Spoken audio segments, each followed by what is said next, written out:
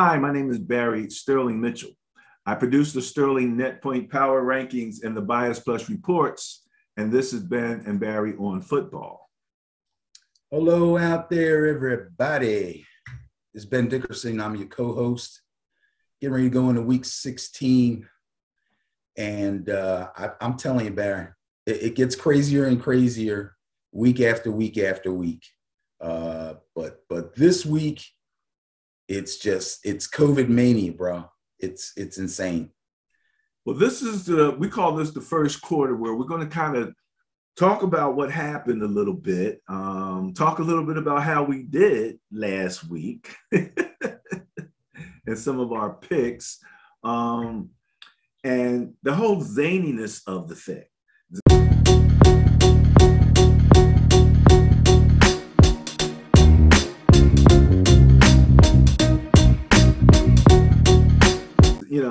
So this is how zany it was from my perspective. I chose as my intriguing game of the week the Saints game. Now, before you go on, and I'm sorry, I did not read the blog, so bear with me and others who maybe did not. When you chose that game, what was on your mind?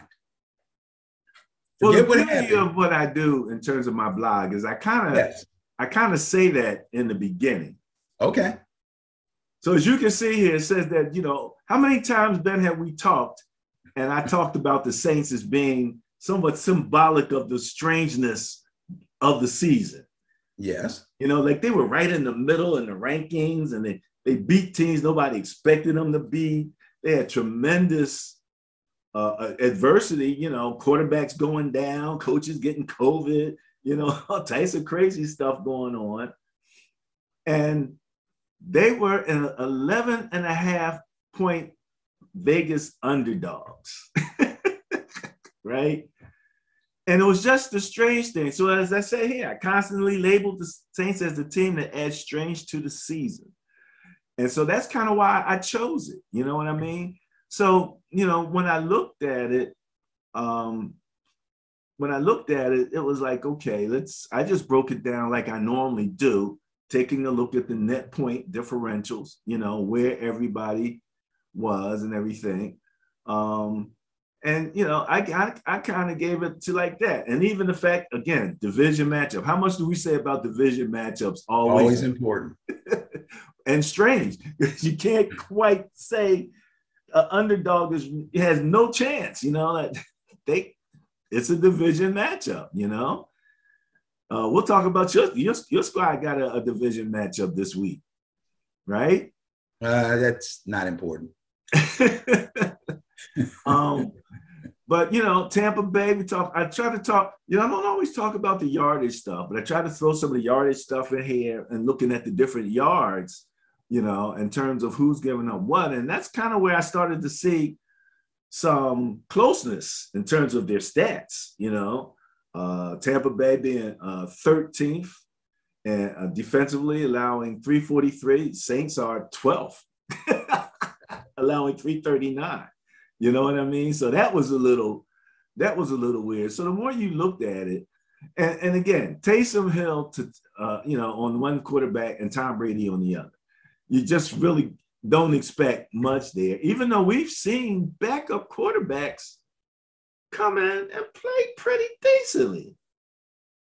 Guys coming off, the guy for Washington, came in 3 days ago. He was on the Patriots practice squad. And let me tell you something. What he did was even tougher than most of these other guys that we've seen come in. Most of these other guys were already the actual backup. Right, exactly. They didn't come from another team's practice squad 3 days before the game. Exactly. These guys already knew the game plan, already been watching film, already knew the opponent, already knew the receivers, already knew, you know what I mean? Obviously, they don't get the first team snaps in practice, but they're familiar enough with what it is that the team does that the coach can kind of tailor a game plan around them and they can go out there and somewhat succeed. To come into a brand new team 3 days before game day and be told that you're the starter, that's super tough, extremely tough, especially at quarterback. Well, we've seen something like that happen with Herbert being told, at least he was on the team. He was the backup. That's what I'm saying. It wasn't even as bad as that. Right. You know what I mean? So, yeah. And he played pretty well. You think about, we won't get too much into the Eagles win. I've already seen, some guys coming out, Jalen Hurts, that you guys aren't giving him enough credit and all of that. Yeah. So anyway, let's continue to talk about the Bucs and the Saints. We're getting off track here. Yeah, I know. But yeah, what we were mainly talking about is the craziness of the season. And the one thing I said last week, Ben, in terms of how our numbers look, and in terms of the bias plus reports, and how it looked at matchups and who was favorite, and some of the numbers, the percentages were low and close to in the 40s. We hadn't seen a 40%, off favoring for the bias plus ever. It was like a first, but the teams are starting to show who they are. Okay. And they're starting to play a little more to that. And consequently, bias plus was 69% for last week. I was 10-6, so I would venture to guess that I was pretty close to that. Yeah, I think I might have been 11-6 for that number. So you were pretty close. We're going to talk in the next quarter about the bias plus buster of the week. Anybody who watched football last week saw one of the craziest upsets to a point where I literally tweeted, it's like, this looks like the bias plus buster of the week coming. And it was like halftime. You know what I mean? I was like, all right, we got to keep an eye on this game because this could be it for the bias plus buster. So, all right, have you got anything else for the first quarter? Oh, let me get this out of the way so we can talk about the NFL. So the fact that COVID now all of a sudden is completely running rampant through the league at this point now.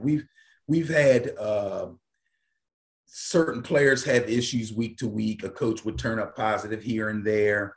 Protocols are being changed and things like that. But now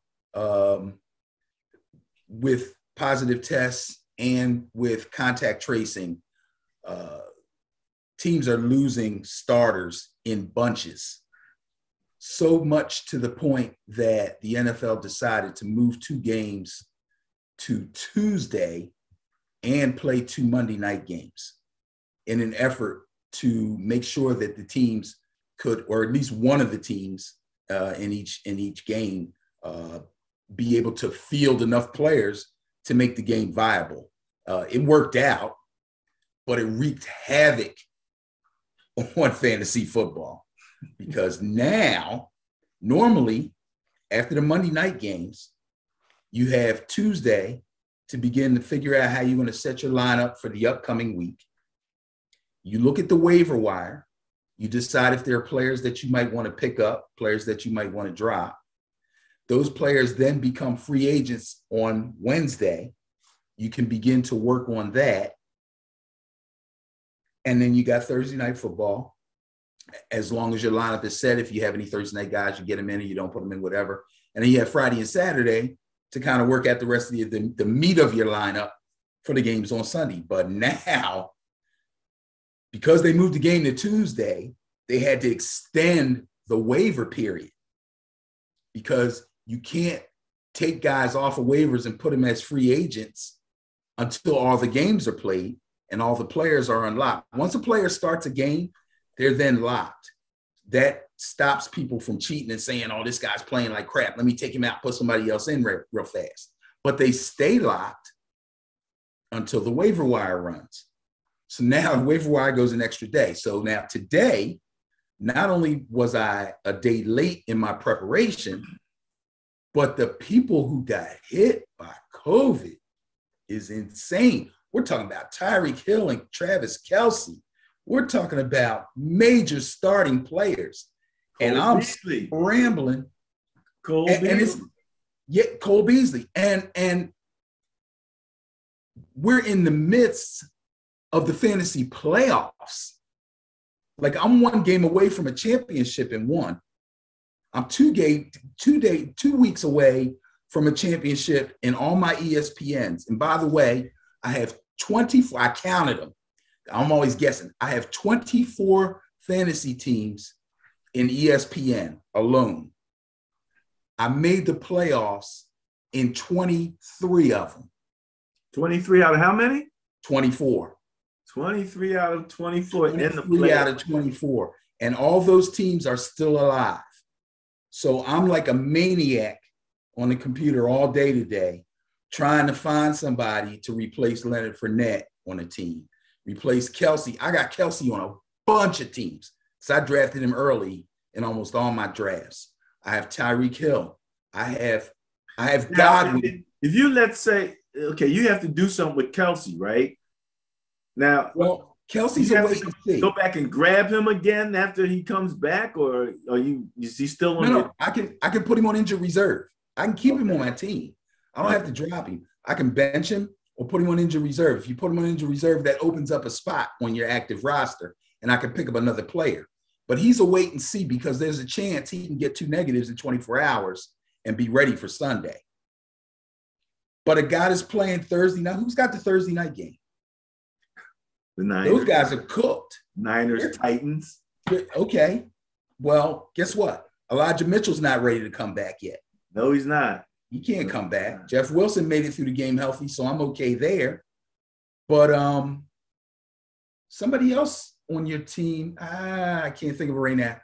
Niners and Titans. Right. So I had picked up one or both of the Titans' current running backs when Derrick Henry went down and had them on several teams for insurance for when bye weeks came. And I was able to play them and they helped win me games. And then I dropped them because I got Aaron Jones, I got Fournette, I got Eckler. So I dropped them.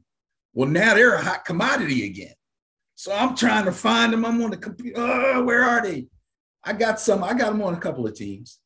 But that's emergency. Like I can't take an L now. It's the playoffs. Take an L, you're out. So yeah, it's crazy. It's crazy. The life of a fantasy geek. And we're not just talking about football, ladies and germs. You got some basketball fantasy things popping right now? Yeah, COVID's doing it's crazy in basketball too. Yeah, you got COVID in basketball, and you got major guys with injuries that are out. I'm still waiting for Klay Thompson to come back. I want to look back at some of our videos because I keep remembering times that I mentioned in the NFL, and I specifically said I looked at them as a canary in the coal mine, you know. And I tried to talk a little bit about the exponential potential when you have a variant that's 4 times more transmissible than the previous variant, which was 4 times more transmissible than the original, you know? And they were popping up earlier on, but then there's been like a flood, you know? And that's what's happening in society. Again, you calculate that out. It's a mirror. That's why when we were talking about the rapid tests, you got lines going around. You know, certain segment now, they're taking all this serious all of a sudden. You know, some guys still haven't really taken it serious, about 20, 30% of the population. I hear the former president was at one of his events with all his people, and he said he told them he got vaccinated and got the booster, and they booed him. Well, that's what he has done to these people's minds. He has no one to blame but himself. That's hilarious. That is hilarious. So, all right, if that's it, you ready to move on in the second quarter? Yes, sir. Second quarter, where we're going to talk about the Sterling net point power ranking.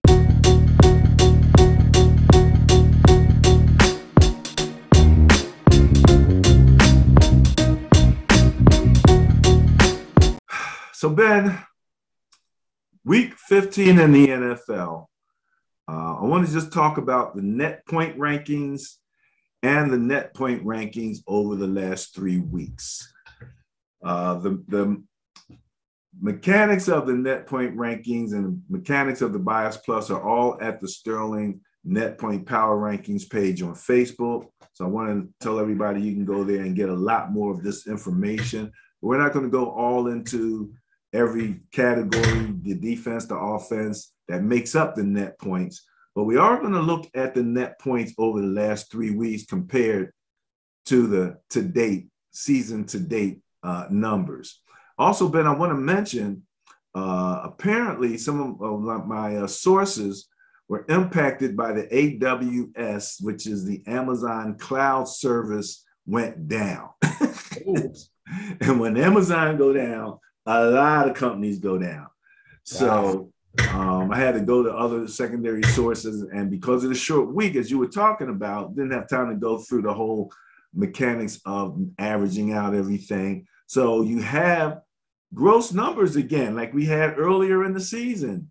Mm-hmm. But on the last 3 weeks, they are average numbers. So you can multiply them by 15 if you want, since they cover a 15-week period, or, you know, everybody's at 15 weeks now. But in any event, this gives you kind of an idea about what's hot and what's been happening over the season. On your left, you have your rankings from 1 to 16. On your right, from 17 to 32. You'll notice some lettering beside a few of the teams. The only letter on the left-hand side belongs to the Green Bay Packers. That's a Z. That means they've clinched a playoff spot. On your right, you have E's, which means they're now completely out of it. They have, I forget there's a word for that. The East. They're officially eliminated. Eliminated. That's what it is. They were eliminated. Now, interesting, the Atlanta Falcons, in the midst of those eliminated teams, is not yet eliminated. Right. So some calculation somewhere in that is saving them for right now. But long story short, some of the teams that are on the right-hand side in the negative, now again, net points is a number that ranges from positive to negative. At any one point, half the teams are negative, half the teams are positive, or approximately there. Strangely enough, you can have that be off a little bit. But long story short, the teams that are talking about playoffs who are on the right-hand side are teams that, they really have to get their act together. Cleveland Browns right there at -13, the Dolphins at -27. That means they're giving up more points than they're scoring. That's what a net point, basically means. The Steelers at -44, even the Washington football team at -68. So, these are teams that I think still think that they have a chance in the playoffs. They might even be in the hunt. The Seattle Seahawks. As long as they're mathematically not out of it, then there's the possibility that they can get in. But they will need help. You'll hear that mentioned a lot in the upcoming weeks. So-and-so needs to win, and they also need this team to beat that team. So when you're in the minus, you are 100% going to need help. Winning out is not going to be good enough for you. Yeah, actually, when I talked about half the team, or the league rather, it's only 20 through 32 are actually in the negative. The Seahawks are sitting right there at net .0 for the season. Net point zero. I don't know how good or bad that is. Right above them is the Chargers and the Vikings. Chargers are +9, Vikings are +19. So that rounds out 17 through 32. On the plus side, on the left-hand side, 1 through 16. 16 is the Ravens at +19. Right above them, there they go, those Saints, tied with the Titans that my team has to play at +28. The Broncos +42, my Niners at +46. Eagles +56, those Packers, now here you go, Packers are 10th in net points. They've clinched at +57. So that starts the top 10. So we'll go from 10 to 1, but before we do, we've covered a few different teams. You have any comments for those? Just that, okay, so the Packers are at 10 in total net points. They've not only clinched the playoff spot, I believe they've also clinched their division. So that's a big deal. That means some home games. From the Eagles, Niners, Broncos, Titans, Saints, Ravens, and all those teams after that, down to, those guys that have the minus points and the teams that have already been eliminated, they all have shots. They're probably going to need some help also. But if you really look at it and think about the divisions, let's just say 11 through 16, think about those teams and the divisions that they're in. That explains why they still have a strong possibility to make the playoffs. The Eagles are in the NFC East. Look at the NFC East. Nobody has taken that division over. Not even the Cowboys, who people expected to run roughshod over everybody in the division. They haven't done it. The Niners in the toughest division, I feel, in the entire NFL, that's the NFC West. And the Cardinals just showed that they're human, because for a while they were the hottest team out there, hadn't lost a road game. They were playing great. They just fell on their faces this past weekend. So that division's up in the air. Rams showed some chinks in their armor, came back strong. The Broncos, the AFC West, nobody can seem to get a real grasp on that thing. You know what I'm saying? So my point is, they have strong possibilities of making the playoffs. And I'm saying that based on where they sit in our power rankings. Okay, these power rankings tell me these guys have great opportunity to still make the playoffs. The shot is there. And winning their next couple of games is going to be super important for them. They may still need help, but they're in better shape than a lot of other squads. So as long as these division races are up in the air, and nobody clinches a division yet, you got a strong possibility of making it, especially if you happen to play whoever is leading the division at the time, which the Eagles have that opportunity. And I believe the Niners also have that opportunity. So, the Saints had their opportunity and took it, beating Tampa Bay. Yes, they did. It's all out there. Top 10. And we're also going to add to your argument when we go over to the last 3 weeks, because you're going to look at some of the teams and what their momentum is. But 10, Packers, 9, Bengals, 8, Rams, 7, Chiefs, 6, Cardinals, 5, Colts, 4, Buccaneers, 3, Cowboys, 2, Patriots, and 1, those Buffalo Bills. And I can't believe when we get to the matchups, the Bills and the Patriots turn around and play each other again. Yes. this weekend coming up. Wild. That is wild. So we're ranging there from a net points of 151 for the Bills. The Ravens are 19, plus 19 net points. And those are gross net points over the total of 15 games. So, for example, if you took the Buffalo Bills and divided that 151 by 15, you'd be averaging about 10 points per game. If you go to the next column, that's exactly what we're talking about, averages. So it's still net points, but it's been averaged out over those 15 games. Number 1 Kansas City Chiefs. What do you think about that? They've looked strong over the last 3 weeks. They're the hot team right now. Even hotter than the Rams, because the Rams did falter there within the last 3 weeks, but came back really strong this past weekend. But the Chiefs are the hottest team right now. But I will warn everybody again, and until I'm proven wrong, I'm going to keep telling folks this. It's not the offense. It's not Patrick Mahomes. It's the defense. And as long as they continue to stay healthy and continue to generate a pass rush like they've been doing over these past 3 weeks, maybe even the past 4 weeks, they should continue to win.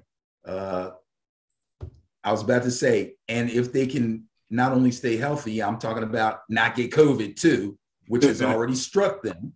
So Kelce and Tyreek Hill either have it or are out because of contact tracing. I forget which. I think they both tested positive, actually.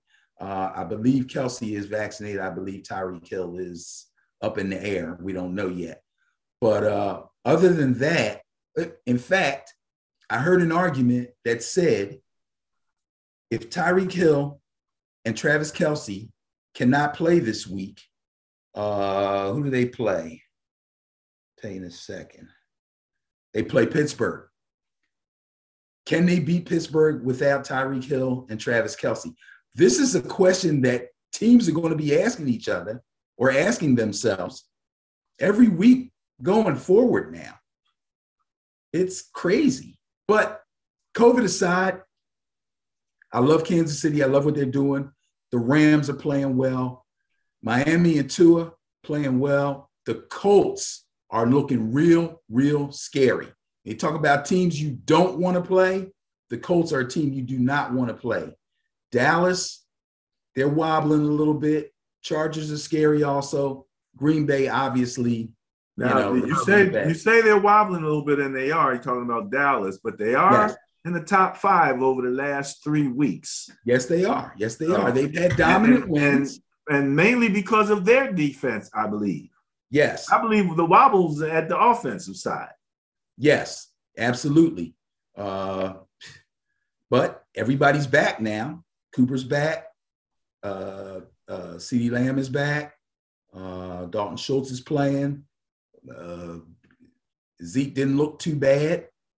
Pollard, how he's running the way he was running this past weekend with a torn plantar fascia is beyond me.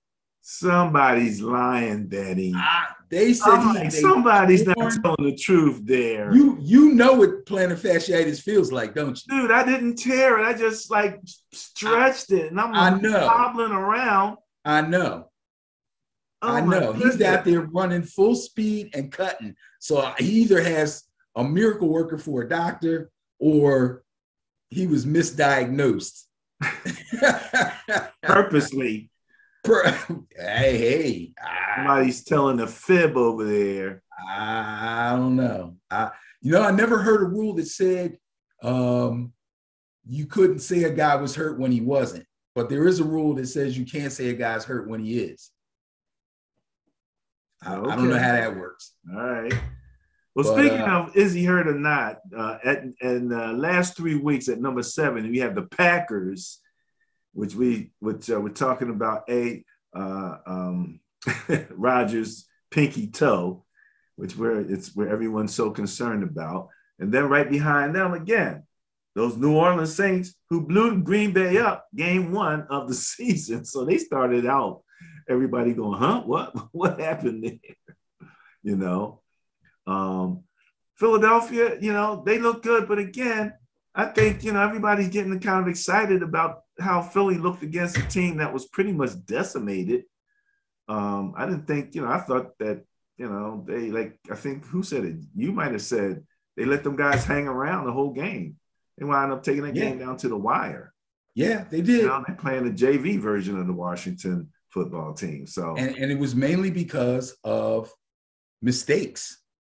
They made a lot of mistakes. I talked to a friend today. I was working out with my boy. He's a Dallas Cowboys fan. And I said, hey, if they weren't playing Washington, if they were playing a team that was a little bit better, they probably would have lost that game. The Oh, yeah. errors that they made in that game were horrible, but Washington just was not. They just didn't have the ability to. Yeah, yeah. I mean, Washington right now is not, it's not even Washington. Like you said, the guy was the quarterback who played great for considering, again, 3 days ago, he was on the Patriots squad. Speaking of the Patriots, they are right behind Philadelphia and tied with Seattle over the last 3 weeks. That was a learning, when I was watching Mac Jones dealing with this Colts, I was reminded of the saying, you're either winning or you're learning. Right. And I think that's kind of how he is in general. So I am very interested in finding out, and seeing him, in a regular game now against those same Bills.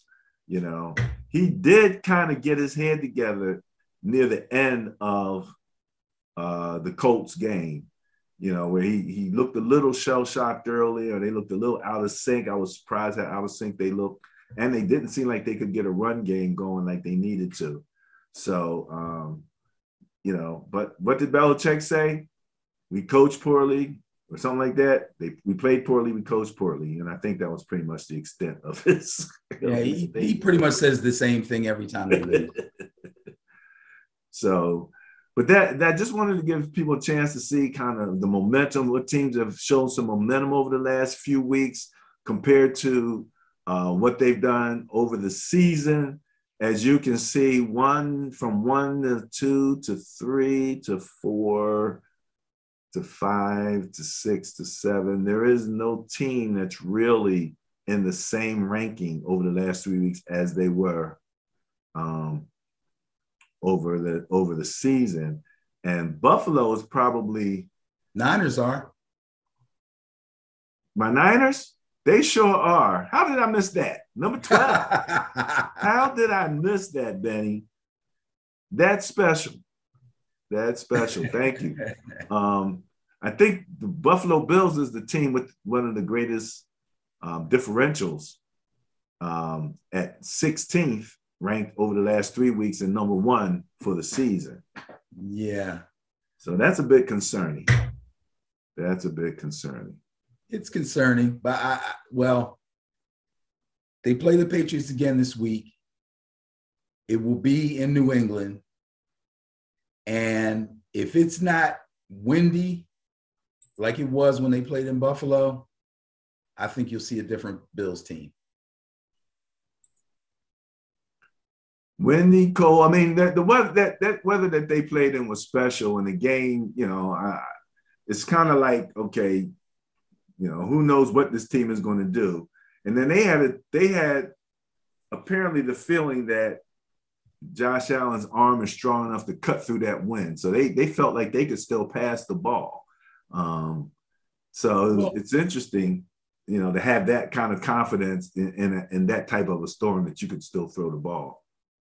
I believe what they were doing was, I believe in the first half, they had the wind with them. Or in the first quarter and the third quarter, they were going with the wind. In the second quarter and the fourth quarter, they were going against the wind. So any throwing they did in the fourth quarter was because they were behind. But they tried to go with the wind and throw the ball early and try to get a lead. It just didn't work out for them. And then on top of the fact that they couldn't stop the rushing attack from the Patriots, that didn't help them. But yeah, where the Patriots just decided we ain't throwing the ball. We're going to win or lose running the ball, period. Probably was the smart thing to do. And also, I will mention the Cowboys are 3rd over the season and 5th over the last 3 weeks. So that's not too far off. The team that probably has the best movement, you look at Miami at ranked 21st over the season, minus 27 points, but over the last 3 weeks, they're plus 13.7 and 3rd place. They are probably technically the hottest team over, these last 3 weeks, as opposed to where they were, previously. So yeah, they're out there. They're really balling, man. It's amazing. I don't know if it's going to be enough for them to make the playoffs again. They're in the AFC East. Nobody has clinched that division yet. Nobody has clinched a playoff spot. Not even New England, not even Buffalo. So there could be an opening for them there somewhere. If they stay hot, who knows? Well, you know, the thing about Miami is that they have nothing to lose. And I think everybody just kind of want, at least in my case, I shouldn't say everybody. In my case, I just want to see Tua in that playoff pressure situation, you know? Well, that'd be nice to see. Yeah, I would like to see that because, you know, he's been playing very well. You think about him in terms of maybe playing within limitations or something like that. But I don't know. He might have some things, you know, in there that we haven't seen yet. So looking forward to that. And Ben, you mentioned the Rams. That Cooper Kupp one touchdown where the guy, it's the quarterback, Stafford, just hit him in stride so beautifully coming across that middle. And he just rammed. The defender was there when he caught it. But he caught it so smooth and never broke stride that he just left the defender kind of standing there. Did you see that touchdown? Great route by a great route runner with superior hands and a quarterback who can be deadly. I mean, people get on Matt Stafford when he doesn't do well or he throws a pick or whatever because, that's why he was on the Lions. That's why the Lions never won.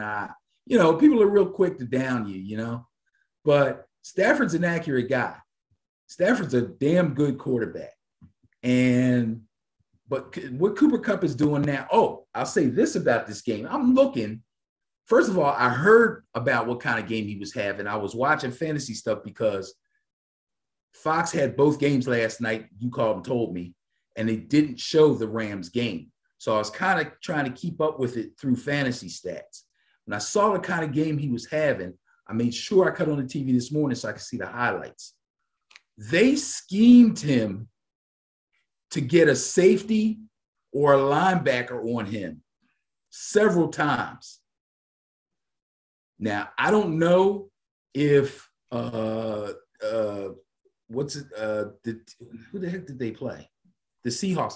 I don't know if the Seahawks don't have a viable cover, a slot corner, as they call them.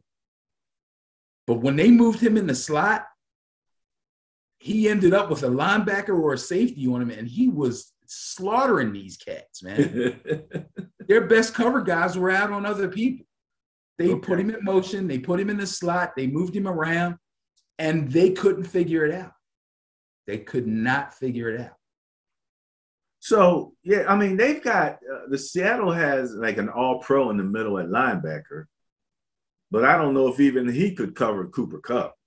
No. You know what I mean? And he's the best they got. So there's no other linebacker that's got that type of speed. They obviously got to go to right. And Jamal Adams ain't that great a cover guy either.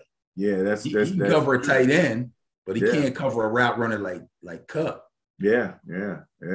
But they've got some issues. And again, that's why they're net 0.0 for the year. Where are they at? They are plus 5.7 and ranked 11th in the last 3 weeks. But they obviously, and you know what I did see also, at least that, especially in that one play, there was a play that was in dispute. Russell threw the ball and his receiver was trying to stop because the ball was thrown short. And the defender ran all into him, wrapped his arms all around him, and it was a no call. And everybody's like, huh? I mean, we've been saying that call for the last, all season. That's horrible. Call. But the first thing that I took note of was that Russell underthrew the ball. Right. Because he definitely had a step or two on the guy. If you had put it out in front of him, it was a wrap. So I'm just keeping an eye on Russell, there because, normally that ain't an issue. That's not an issue with him. Yeah, so he might have tried to back shoulder him. The guy never got his head around to see the ball. That's exactly when you want to back shoulder him. But what he did was he threw his hands up and just ran through the receiver. That you cannot do. How they missed that call, I don't know. I think that was horrible. I don't know what the referee's think the explanation receiver was. went to the sideline and started crying. He just went there, like dropped his head. His hand is like. He kicked the ball. He kicked the ball and got a delay of game penalty. Okay. I did see him kick the ball. I wondered about the penalty. He hadn't saw that they gave him the penalty. Wow. That was bananas. All right, Benny, let's get ready for the third quarter here, where we're going to talk about the Bias Plus reports, or better said, the Pro Football Bias Plus reports. We'll be looking at the matchups in the NFL coming up on week 16. Let's get this set up.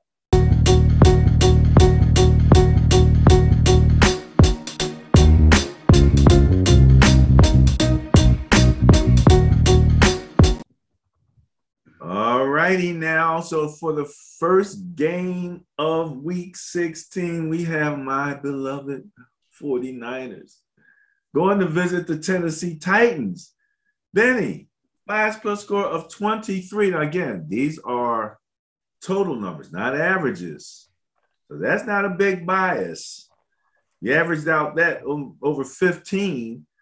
15 times 2 is 30, so it's somewhere between 1 and 2 per, on an average per game basis. So that's a small bias, but it does favor my San Francisco 49ers. Kittle's back. We don't have Mitchell. Garoppolo's playing pretty decently. I hear that Lance is actually is handling his business in practice and apparently looking pretty sharp in practice. But Garoppolo's looking good in the games and he's winning, and they're not going to mess with that. So that's how it's going to be. As I said to you before, as long as Kittle's in there, you can do so much. He changes the game, what we can do and what we can't do. So I'm looking forward to this matchup. It is in Tennessee. And they have what? Julio? Is Julio coming back? They got a couple people coming back. Bro, Julio came back for one game and went back out again. Stick a fork in him. Nice career, but it's over. This guy can't stay. This guy hasn't been healthy for the last 4 years. I don't think he's played close to a full season in the last 4 seasons. I stopped picking him in fantasy 10 years ago. He's just not what he was. He's not even close to what he was. However, A.J. Brown is supposed to be coming back. He had a chest injury. I think he had another injury you're familiar with, okay, where he got his breastbone bruised up pretty badly. They still officially have him on IR, but I believe they're going to take him off it soon. Oh, soon. This game's tomorrow night, isn't it? Yeah. Okay. Well, there'll be a designation as to whether he can play tomorrow morning, I'm sure. So if people have him on IR and fantasy, they can quickly get him off and get him in the game if they want to. I personally think the 49ers will win this game. They played extremely well on this past weekend. Jimmy G is looking really good. Albeit they've played a couple of teams that they've really been able to run the ball on. And obviously the 49ers are a run-first team. But even when he was in position to want to or have to throw the ball, he looks extremely comfortable. They're giving him a clean pocket most of the time. He hasn't had to run much. He's looking pretty confident back there. I'm sure they're happy about that. I don't think the Niners were one of the teams that were going to try to rush a first-round quarterback in. This probably works out well for them, and if he's playing well in practice, that's even better because the more reps he gets under his belt, if he starts off the next season and Jimmy G is still rolling, then it'll kind of be a replay of this season. Garoppolo will stay in there as long as he continues to look good, and if he starts to stink or he gets hurt, they'll be confident that Trey Lance will be ready to come in and take over. And if he takes over and actually does a Justin Herbert and takes over, then that's all she wrote for Garoppolo. He'll be out of there and we'll start the Trey Lance era. But all that being said, I'm not looking forward to that happening right away. I actually think that's why I said there's no rush. Yeah, this could be a nice thing for maybe a couple years or more, because you need two quarterbacks. You know what I mean? And Garoppolo's going to get hurt at some point. Everybody gets hurt at some point. You know what I mean? So to have that backup that you feel really confident in and is actually, capable. You know what I mean? It's funny. And it's also your future. Well, it's the future between a backup and your future quarterback who's in a backup role at the moment. There's a big difference. Okay. Well, again, strong, and I'm a proponent of having that really good backup. We got him on a rookie contract right now, so we got a good backup, not costing us a ton of money. Ben's going with the bias, favoring the Niners. Let's see who's up next. So, Benny, in the schedule this week, we have the Thursday night game. We have two games on Saturday, which happens to be December 25th, which happens to be Christmas Day. It's a beautiful thing. So we have two games on Saturday. This is the first of those two games. Cleveland Browns at the Green Bay Packers. Bias plus score of 78 favors the Packers. I love the way the Packers are playing right now. Defense looks solid. Aaron Rodgers is Aaron Rodgers. Forget the pinky toe stuff. For all I know, he made that up like he made up his immunization. I missed my opportunity to say Aaron Liar, Pants on Fire Rodgers, didn't I? Oh, man. He didn't really lie. Okay. But anyway, yeah, I'm going to go with the bias again. I'm going to take the Packers in this one. I have no clue what the Cleveland Browns quarterback situation is going to be. They're hurting in their receiving core. The only thing they got going for them right now is Nick Chubb, pretty much. Kareem Hunt is possible. Kareem Hunt comes back this week. So that'd be nice to have the 1-2 punch. And it'd be nice to have Kareem Hunt to be able to throw the ball to out of the backfield. But other than that, we're looking at Donovan Peoples-Jones at this point as their number one receiver. It's looking kind of shabby there for Cleveland. But their defense is still pretty good. So, their playoff chances are not done. They're going to come out. They're going to play hard. I'm sure they're going to try their best to get Baker back on the field. But I got to go with the Packers on this one. They look like the stronger team. They look like the hotter team. They look like the team that's really got their sights set on the playoffs. And why not? They've clinched. And I will say this much. I don't see any quarterback who's throwing the ball as beautifully as Rodgers is right now on a consistent basis. His passes are just like targeted missiles going exactly where he wants them to go. Bro, it's a beautiful thing. If I'm not mistaken, he's only thrown 4 interceptions this year. You know what I'm saying? So, you got to give that to them. I'm sure my son, the Packer fan, Christopher, is loving this right now. But okay, they got some trials and tribulations coming up. Let's see how the Browns handle their business.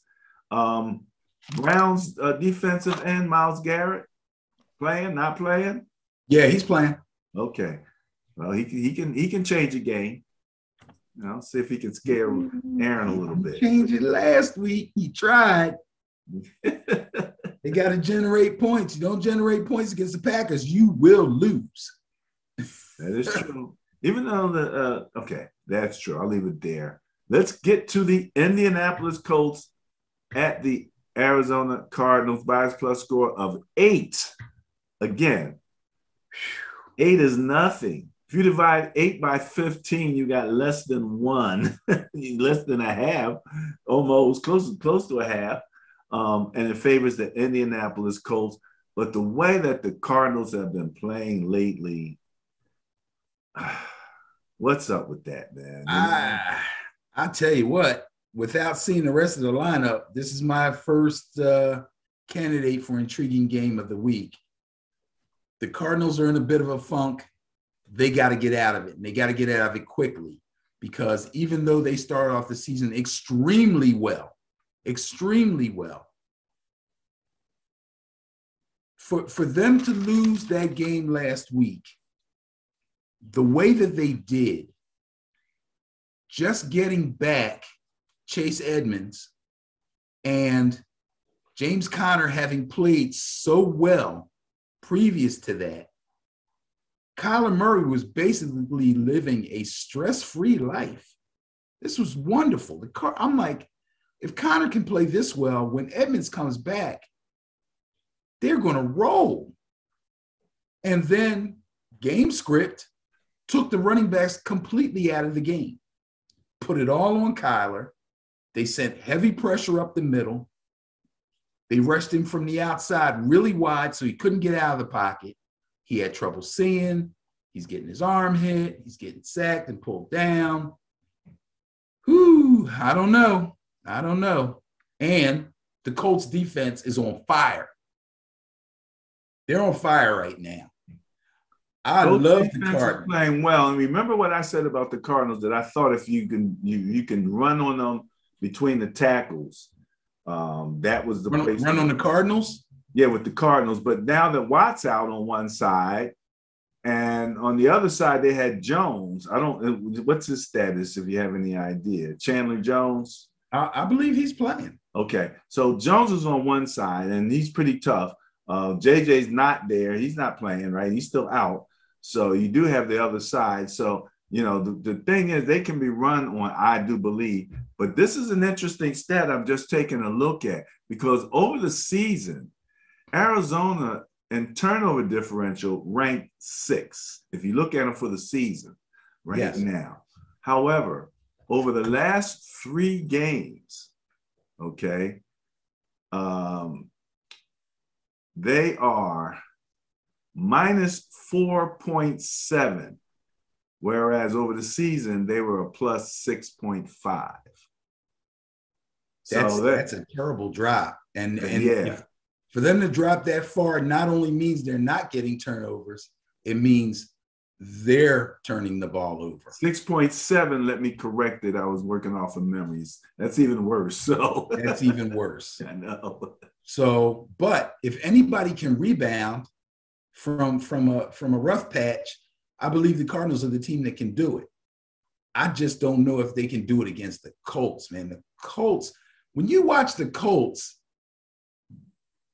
all right, I'm not even going to get into this. I'm taking the Cardinals. I'll tell you real fast why. Carson Wentz. And I've been talking good about Carson Wentz. I've been praising him. The Colts have been near the top of the pile in turnover differential. Excuse me, near the top of the pile? They're at the top of the pile. They're at the top of the pile. Right. I've been praising Carson Wentz for not turning the ball over. Their defense has a bunch of hard-hitting ball hawks out there, and they're getting turnovers, and that's all good. But Wentz is not lighting up the scoreboard. Part of it is because they're basically a running team. Why not? You got Jonathan Taylor. Makes sense, right? Well, let me moderate what I said, because I'm looking at them now, turnover differential per game, and they're 5th. Not exactly top of the pile, but they're plus 7 right along with Tampa Bay and Dallas. 5th is still great. 5th is still great, especially, again, if you're talking about Wentz. It's more than plus 1, right? Oh, yeah. Yeah. Okay. It's plus 7. Plus 7 turnover differential? That's amazing. Yeah. Well, Buffalo's plus 10.8. Right. So I got to give Wentz all the credit in the world. Jonathan Taylor does not fumble. Hope I didn't jinx him. Jonathan Taylor does not fumble. Okay, let's get that out of the way. Phenom. I call him that. But for Wentz not to suffer the kind of strip sacks that have been part of his legacy, when he was with the team here in Philadelphia, he's really learned how to protect the ball. The problem is He's still having some accuracy issues. Obviously, T.Y. Hilton is not what he used to be. He's trying to live off of Michael Pittman. And in that last game, Pittman got ejected from the game early. The Colts still won. But, yeah, I'm going to go with the Cardinals on this one. I think they're going to lick their wounds. They're going to get back home, and they're going to fix what ails them. And we're going to see a lot of good running in this game. If you like the running game, this is the game you want to watch. Edmonds, and Connor, and Taylor, and maybe even Nyheim Hines. This is going to be a good game to watch. If I'm not mistaken, Ben, the one place the Cardinals don't win is home. I think they have a terrible home record. Yeah, but how many games? They've only lost like 3 or 4 games. I think they're all home games, though. Well, that could be. That could be. It was just interesting when you said that. I was like, yeah, they were undefeated on the road until this Lions game. Right, that's what I'm saying. They're road warriors. They were road warriors, but they get home and something. Well, I don't think the home or away thing has anything to do with anything with them. I think they just got some issues. I think they can fix them. They're too good a team. They're too good a team on both sides of the ball. And if they pull it off, I wish they weren't playing the Colts. I'm sure they do too, but so be it. Well, both quarterbacks, I'm watching them and I'm thinking a couple times mind farts. But I'm really kind of surprised at Kyler, at some of the times that he's been sacked and I'm just really keeping an eye on him. So I'm a little concerned about Kyler. So Colts, again, best running back in the league. Colts have them.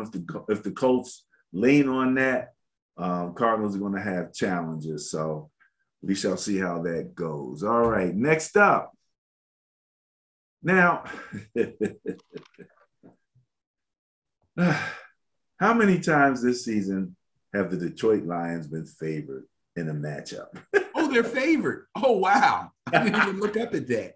Yeah, they're favored. And they're going into Atlanta to play the Falcons by a score of 4. 4 divided by 15 is a decimal point that's a little too small for my pea brain to comprehend, but it does favor those Detroit Lions coming off that big win. That big win over those Cardinals that we just finished talking about. I wonder what the spread is for this game. Yeah. While we're talking, I'm going to see if I can pop that up real quick. But it's amazing. And the thing about the Falcons, Benny, is that Lions-Falcons point spread. The Falcons look so good on paper coming in because they had the phenom, what we thought was going to be the phenom at tight end. That actually hasn't worked out as well for them. Atlanta is ranked 29th in net points at -9 on average. But the Lions, thanks to that outburst, are just one ranking above Atlanta at -8.8. And I believe one of the reasons that the differential is even smaller in the bias plus is because I think maybe Atlanta might have favored on the turnover differential. But long story short, that's the only reason it had to be the Lions then for 4. So long story short, that's a close one.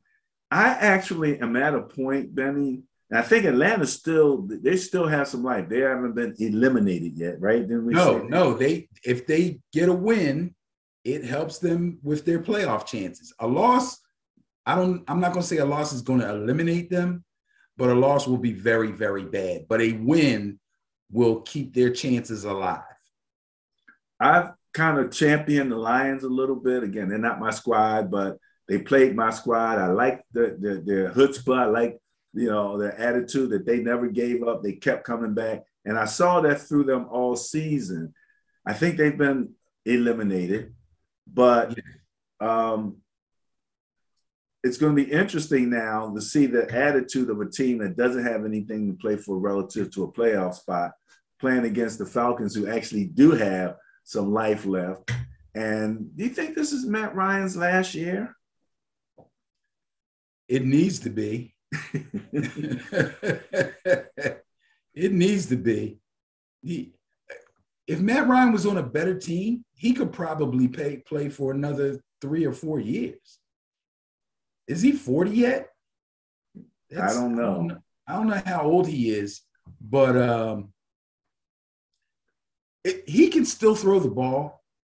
There's a lot more. There are a couple of quarterbacks I can think off the top of my head really fast whose arms are really starting to betray them. Guys who were considered really good quarterbacks whose arms are beginning to betray them to a far more larger extent than Matt Ryan's arm is beginning to betray him. There are some throws that he does not make as well as he used to, but they're 6-8.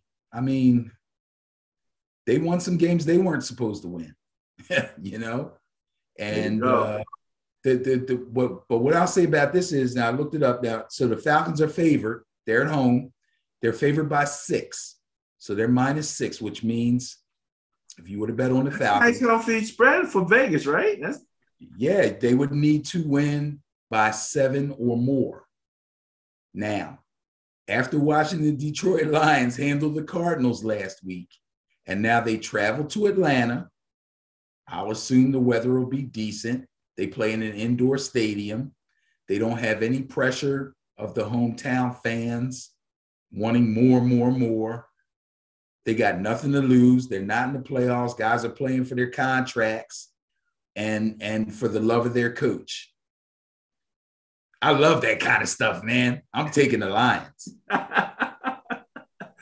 I actually was thinking about these types of games as potential intriguing games because a lot of the dynamics in place. And you reminded everybody that, you know, people say, oh, they don't have anything to play for. No, that's not true. They have contracts to play for. These are all professional football players, and their competition for these contracts and for a spot to remain in the NFL remains alive and ongoing all the time. It don't stop. And I truly believe that for the most part, obviously not everybody, but for the most part, this team loves that crazy coach. They love that guy, man. He just has to get himself and his staff together as far as game time decisions are concerned, you know, in-game decision-making. That's what killed him a couple of times. They'd have at least 2 more wins if they didn't make bad decisions during games. Okay. So, you know, like I said, for the most part, I believe that the players love this guy. Pretty much a rookie coach, right? Yeah, this is his first year, yes. Right. So, you know, first year coach, new quarterback, new system, all of that kind of stuff. But right, ex-player. And they had a lot of early injuries, especially the defense. If I'm not mistaken, and I probably am, but if I'm not mistaken, Dan Campbell, that's his first name, right? Dan? Yeah. Dan Campbell, I believe. Why do I think Giants? Played for the Atlanta Falcons. Wait, let me see. Hold on. Oh, we gonna check this. We gonna check the Wikipedia real quick. That might be even some more incentive for me to pick him. You were right. Giants. He played for the Giants, the Cowboys, the Lions, and the Saints. Wow. You're right. Yep. That's crazy. He was a linebacker, I believe. But anyway. You're going with the Lions. I'm going to go with the Lions. All right. Going with the bias, going with the Lions. Who's up next? Oh, the Baltimore Ravens at the Cincinnati Bengals. Intriguing to me to some degree. Bias plus score of 53. And again, this gives you this is a total. So this gives people an idea about how these things can range. We just had a 4, right? So we have a 53. Favors the Cincinnati Bengals. again, that's at least an average of about 3 point something points, net points per game. So again, still somewhat close. We don't know yet if Lamar is playing, but Hundley, people are like feeling very confident that if he can't go, that they can be competitive with Hundley.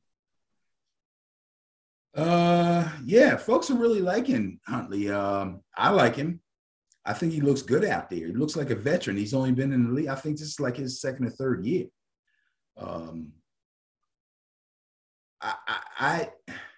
I'm impressed. I'm impressed by the young man. I know the kind of pressure that he's under.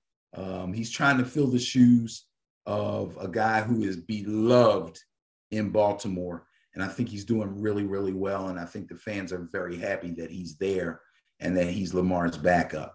That being said, there's a good possibility that Lamar will be back this week. Let's see what he has to deal with. Ooh, well, he didn't practice today. It's an ankle issue, obviously. He's basically missed the last 2 games. Okay, so guess what? Lamar Jackson doesn't practice every day of the week anyway. So now he's coming off this ankle. He missed a game. I would say if he gets in a limited practice tomorrow and or limited or full practice on Friday, he will probably start this next game. That does not deter me, though. I'm going to take the Bengals in this one. I think the Bengals have too much firepower for the Ravens. The Ravens are still severely handicapped on defense. Their defensive backfield is full of backups.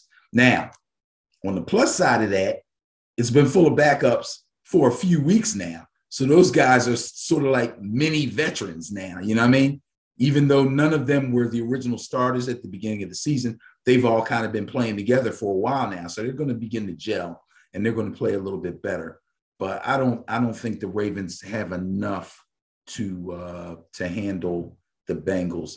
Joe Mixon will have to be fully healthy or healthy enough to get his 18 to 20 carries. But if that's the case, I think Joe Burrow has plenty of targets to throw the ball around. The Ravens just won't be able to keep up on the scoreboard.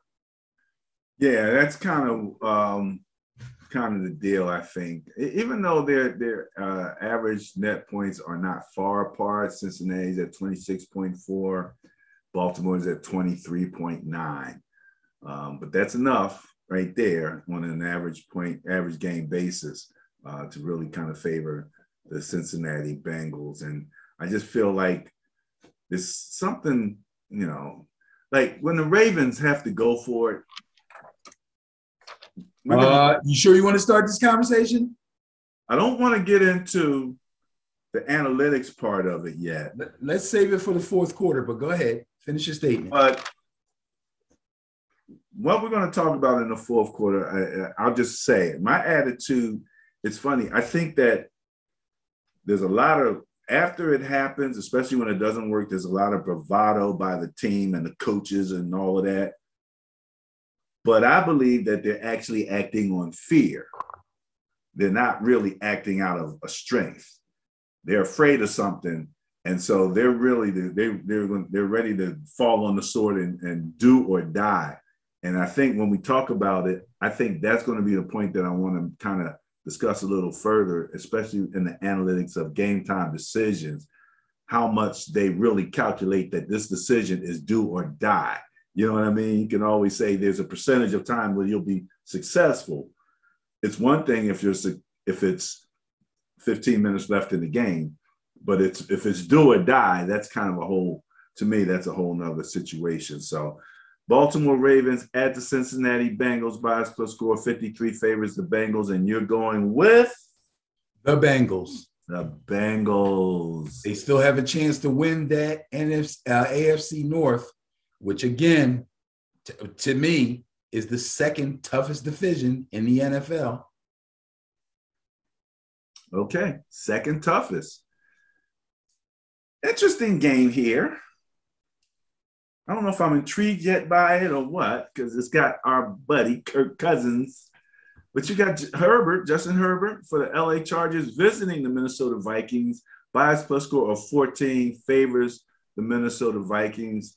Not a big bias, a differential there for a total number of 14 over 15 games. So that's less than a point per game.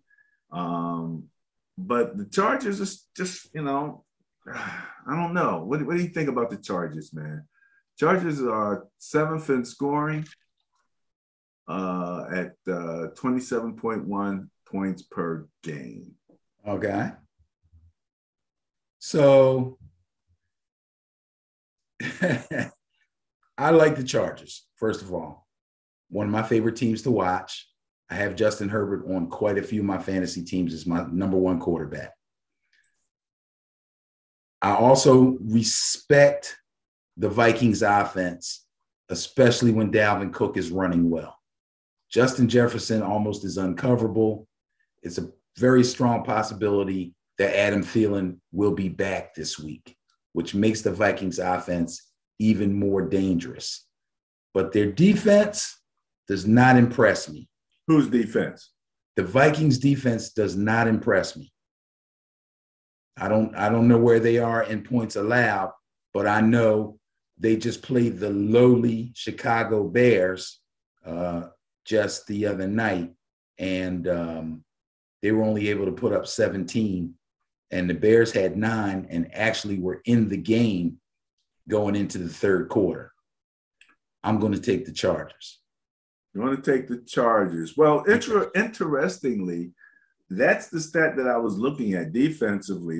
Minnesota is 23rd in points allowed, allowing 24.4 points per game.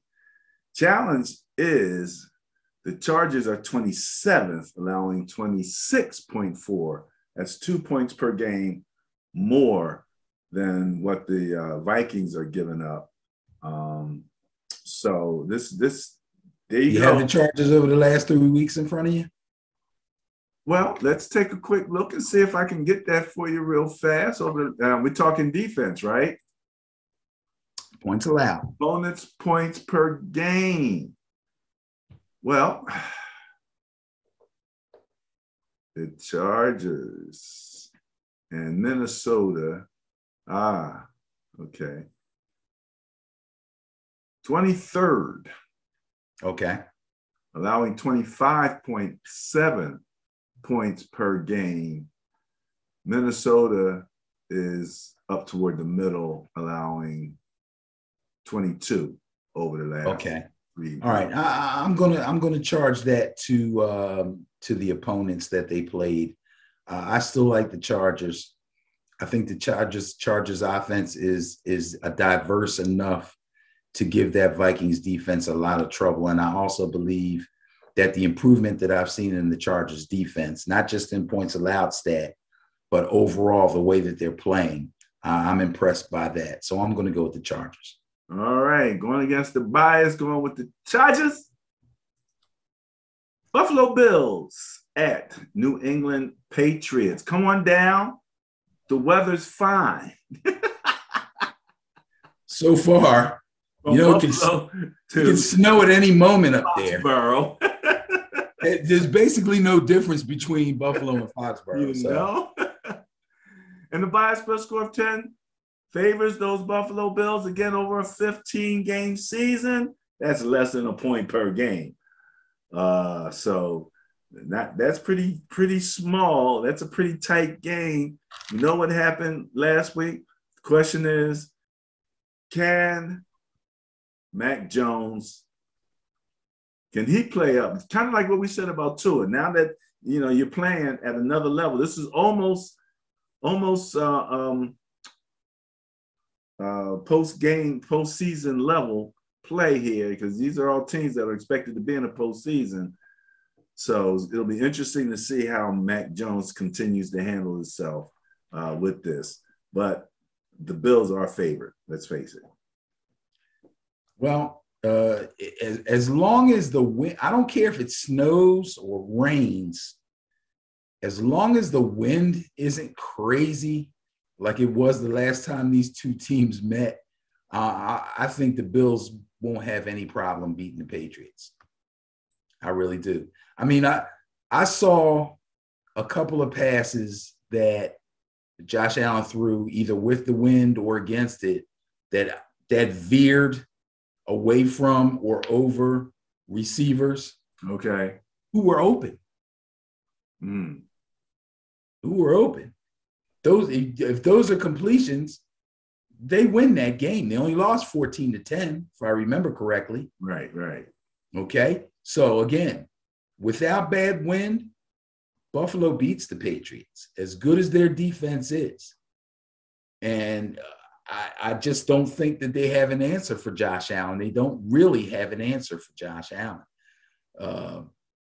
Now, the challenge for the Bills is they have to fix whatever they can in their run defense, because the Patriots aren't going to do nothing fancy.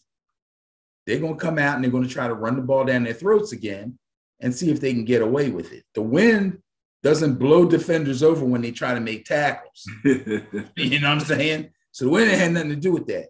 Them cats ran all over them. So they got to shut down the run and make Mac and Cheese beat them. If they do that, the Bills should win this game handily. Now, interestingly, as I'm looking at ESPN, they have a matchup predictor, which is 51.6% favor of Buffalo. But as I'm looking further down at the spread, minus 2.5 for the Patriots means that Vegas is favoring the Patriots, right? Yeah. Not if it's much, minus but 2.5 for the Patriots, they're favoring the Patriots. That is correct. But that spread is extremely small. That means if the Bills win by a field goal, they win. Okay. All right. So there you go. But the Patriots would have to win by a field goal or more to win that bet. Okay. So if you think the Patriots can beat the Bills by a field goal or more, then you take that bet. I would venture to guess that spread during the week will grow to between a full 3 points up to 6 points. Favoring New England? Yeah. So you're going with New England on this? No. You're going with the Bills? Yes. Okay. Going with the Bills, going with the bias against Vegas. I think the spread will grow because, ladies and gentlemen, I know nothing about Vegas and betting. So don't listen to me. But I think the spread will grow because they want more people to bet on the Patriots. If that makes sense to anybody out there, great. If it doesn't, don't pay any attention to me. All right. But you are taking? I'm taking Buffalo. Taking Buffalo. All right. I'm telling you, they're going to win handily. Last time I made a prediction like that, I looked like an idiot. Ben, I didn't normally leave the eliminated lettering with the matchups, but I kept it here because I kind of mentioned the last time about the one team that, was pretty much eliminated playing a team that's still the Falcons, who still had breath, had some life left. But here you have two eliminated teams, and a bias plus score of 0 favors an even game. Oh my God. This intrigues me. What can I tell you? This intrigues me. This one's going to at least you kind of figure they're evenly matched. You know what I mean? When you have two evenly matched teams, you can get some sparks going along in the game there. Oh, yeah, sure. Jaguars at Jets. I'm going to take the Jaguars. I'll tell you why. Very simple. Very simple. No coach? No Coach Meyer? No, that didn't work for him last week. He was gone, and Trevor Lawrence was like, oh, I think now that he's gone, we have more whatever, something. Didn't work at all. But the Jaguars do have James Robinson, who is a really, really good running back. If the coaches don't blow it and try to win off of Trevor Lawrence's arm when they don't have to, and just run the ball, it's in New York. It's probably going to be cold. Might be windy. Just run the ball. They won't have any problems. They'll win this game. That's the way I see it. I'm going with the Jags. Going with the Jaguars? Yep. Okay, going with the Jaguars against the bias. Well, bias is no bias. Can I tell you? That's just, I thought that was hilarious. Sometimes when I'm doing these numbers, I look at the number and I just have to laugh to myself and keep on moving. Okay. The New York Football Giants coming to Philadelphia to play those Eagles. The bias plus score of 148. Biggest bias that we've mentioned so far in any of these bias plus scores. Favors the Philadelphia Eagles, 15 into 140. It was about 10, so almost 10 net points per game favoring the Eagles.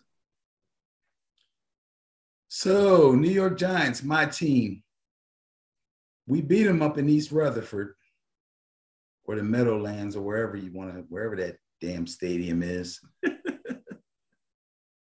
I don't know about coming in here. I don't know. I might try to get some tickets for that game.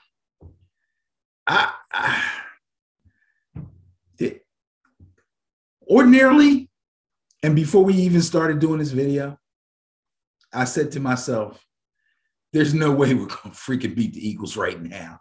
They're feeling themselves. They're finally running the ball consistently. They're having success with it. Hurts is still up and down, but for all the bad throws he makes a couple of really good ones. Jalen Reagor actually played decent last night. I was like, man, this is crazy. Eagles are making a real run at this right at the end. The Giants might as well just pack it in. But then I heard that Jake Fromm might start at quarterback. Now I'm intrigued. Okay. Jake Fromm. Oh, my God. Jake Fromm. Where was he at for the last year? University of Georgia, was drafted by, I can't remember, but he wasn't drafted by the Giants. He was drafted by another team. And the Giants got him either in free agency or a trade or something. He's only been in the league, I believe this is his second year. That's all? I believe so. Second, third at the most.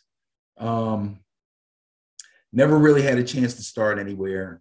Probably only has some preseason games under his belt. But I like Jake Fromm. He was on that Netflix thing, QB1, years ago when he was in high school. I just like the kid. He's a good kid. He was on the program, and Spencer Rattler was on the program. And Rattler is still at Oklahoma. That's why I think this is only Fromm's second year. I'm intrigued to see him play because Mike Glennon ain't it. Mike Glennon is a career backup. Mike Glennon is the guy who comes in to finish the game when it's a blowout or to finish the game when the starter gets hurt. He's not the guy to start the next two games. He ain't that guy. So I want to see what Jake Fromm's got. So Fromm's been there all along? He's been there this season, yeah. I believe he came over in the offseason, I'm pretty sure. Yeah, he came in the 2020 draft. It was a fifth-round pick. No, it's 167 overall. By who? That's interesting, and I'm assuming it's the Giants since this is all they're showing for him. I don't think it's the Giants. Bills. There you go. And I thought he would fit well with the Bills. But they let him go. Giants got him now. He obviously needs a lot of work. He hasn't had He has no experience, game time experience. But I like him. I watched him in college. He was good in college. He played with DeAndre Swift on that same Georgia team. Hey, so, Ben. Huh? What's the best job in the NFL? Backup quarterback. Jake Fromm. Contract value $780,000. 2021, they paid out $260,000 to him. He still got a few of those 260,000 type paychecks coming in. Of course, like you that's said, his rookie contract. Play well all of a sudden. Yeah, that's his rookie contract. Right. Yeah. Again, I'm intrigued. I want him to play well. I don't think they're going to win, but I want to see him. So, to try to keep my record intact, I'm going to take the Eagles. But yeah, I want to see Jake Fromm play. I really do. Glennon is not going to do anything for them. Mike Glennon he's nothing. Okay. All right. Going with the Eagles. Going with the bias. All right. This would have to be one of those strange games for anything to happen to beat the Buccaneers. They're going into Carolina. They have a bias plus score of 161. Again, showing how we have a wide range of biases. We had a bias of 0. Now we have a bias of 161, favoring those Tampa Bay Buccaneers. I hear Cam's starting. And I also hear that what's his name is back. What's the quarterback they brought in from the Jets? Darnold. Sam Darnold is back. So now Cam's looking over his shoulder. This is ridiculous. Looking over his shoulder. This is ridiculous, man. Cam should have been looking over his shoulder if there was nobody behind him. The way he's playing. Yeah. Which tells you exactly who I'm picking in this game, and that's the Buccaneers. They need a get-right game in the worst way. They were shut out, bro. Tom Brady got shut out. Not good. Not good at all. And Tom Brady threw an F-bomb at one of the Saints coaches. Brady gets pissed off, man. Brady's got a temper. As far as he's concerned, he's no longer in the MVP race because of that nasty attitude. He's not. Wait, who said that? Stephen A. Oh, okay. I haven't been cursing on here, so I'm not going to. All right. We'll just leave it at that. Stephen A. my ass. Well, Stephen, I'm gonna throw a shout out to him to get well. He caught COVID, so he was positive. Recording from home, he's in isolation. Yeah. So I guess I hope he's okay. I believe he's vaccinated. He's like, I ain't been out partying. I ain't been doing this, so I have no idea how I got this. So. Because he's been around 1,023 freaking athletes all up in their faces. Probably. So if they got it, he gonna get it. With no mask. He was just at the Knicks game with no mask on, all shaking hands and hugging people. Oh, was he really? Yes. And then he can't figure out how he got it, right? Yeah, Anyway, take the Bucks. People are going to go, well, Godwin's out for the season. Mike Evans got a hamstring. Fournette is doubtful. I get it. But AB's coming back. Well, it's time for Brady to get familiar with that next group of receivers, and he's Brady, so he makes everybody a little bit better, and he'll have a chance to coordinate with those guys. That's true. And the good thing about the Buccaneers is they try to get guys in games. I know a guy named Tyler Johnson who plays wide receiver for the Buccaneers. Why do I know his name? Because I've seen him make catches and really good ones in games this season. I know Scotty Miller. You know Scotty Miller. Scotty Miller torched the Raiders last year in a big game that they almost lost.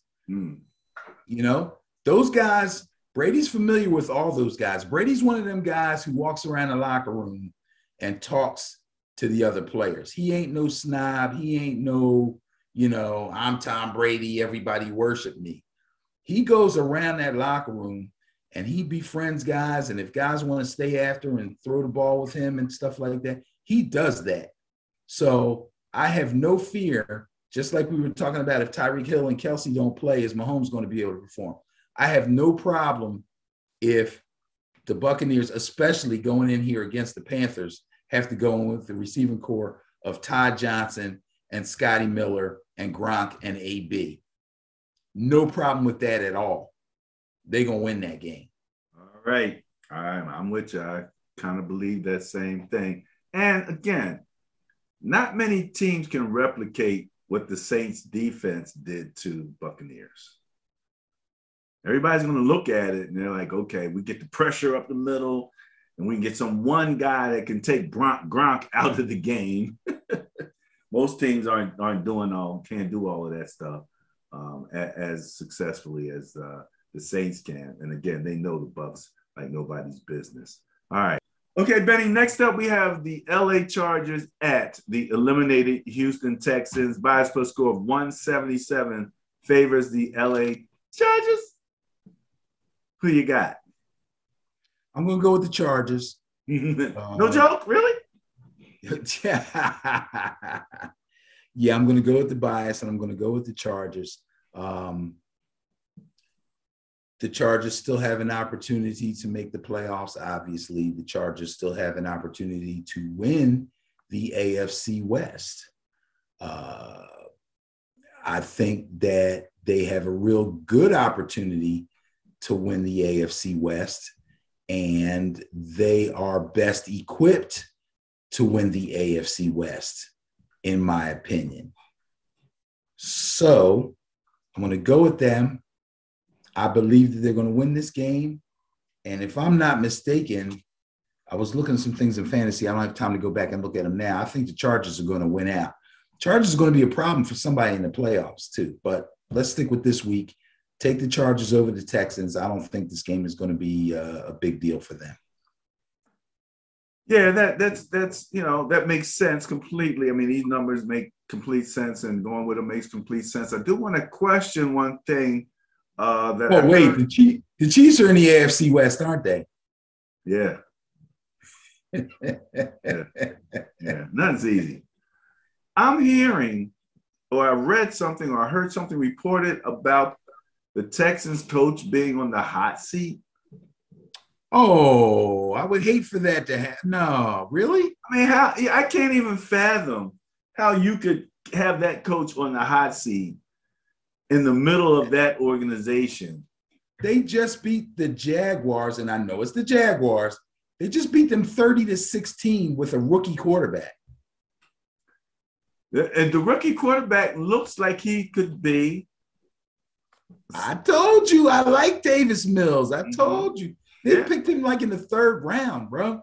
Yeah. Davis Mills is a solid dude. I'm hoping they don't, I'm going to say this, and I know that this could be politically charged to some degree. Uh-oh. But I've seen situations where when the situation looked bad, they go ahead and get a black coach. And then when the situation starts to look a little bit better, he's out and they put somebody else in there. Oh, I see where you're going. I've seen that in corporate America and in politics. Yeah. I thought that about Obama because, I mean, the economy was going down the tube when he got elected. Right. And so, long story short, I would hate to see that happen. I think, like you said, Davis Mills shows that he can be competitive. I think their coach has held together remarkably in that crazy situation that they're in Houston with the quarterback, and Deshaun Watson and the legal and the crazy ownership and all of that kind of stuff.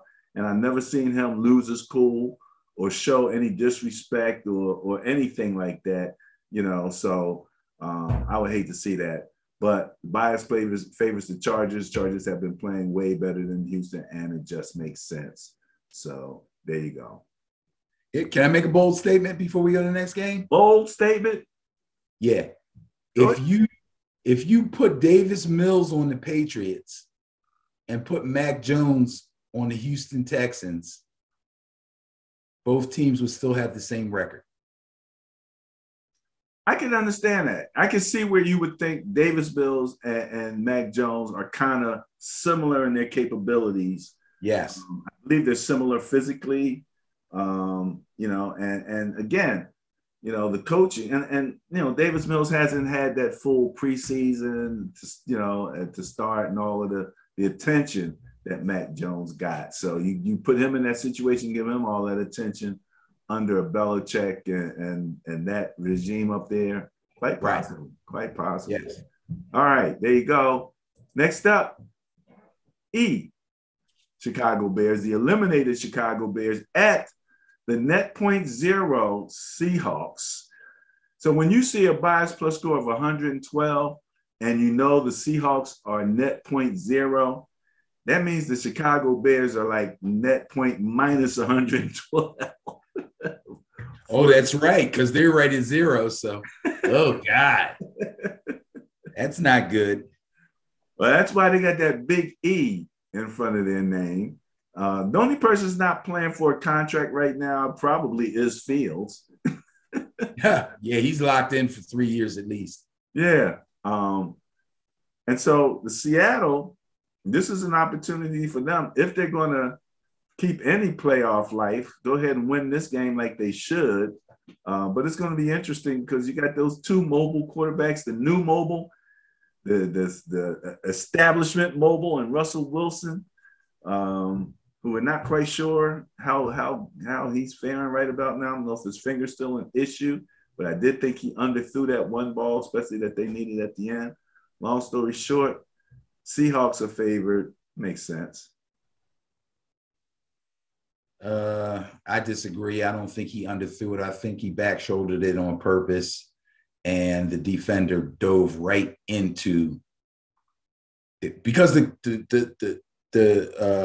receiver knew what he was doing because he was on his way to come back for the ball. Under normal circumstances, you see these back-shoulder throws.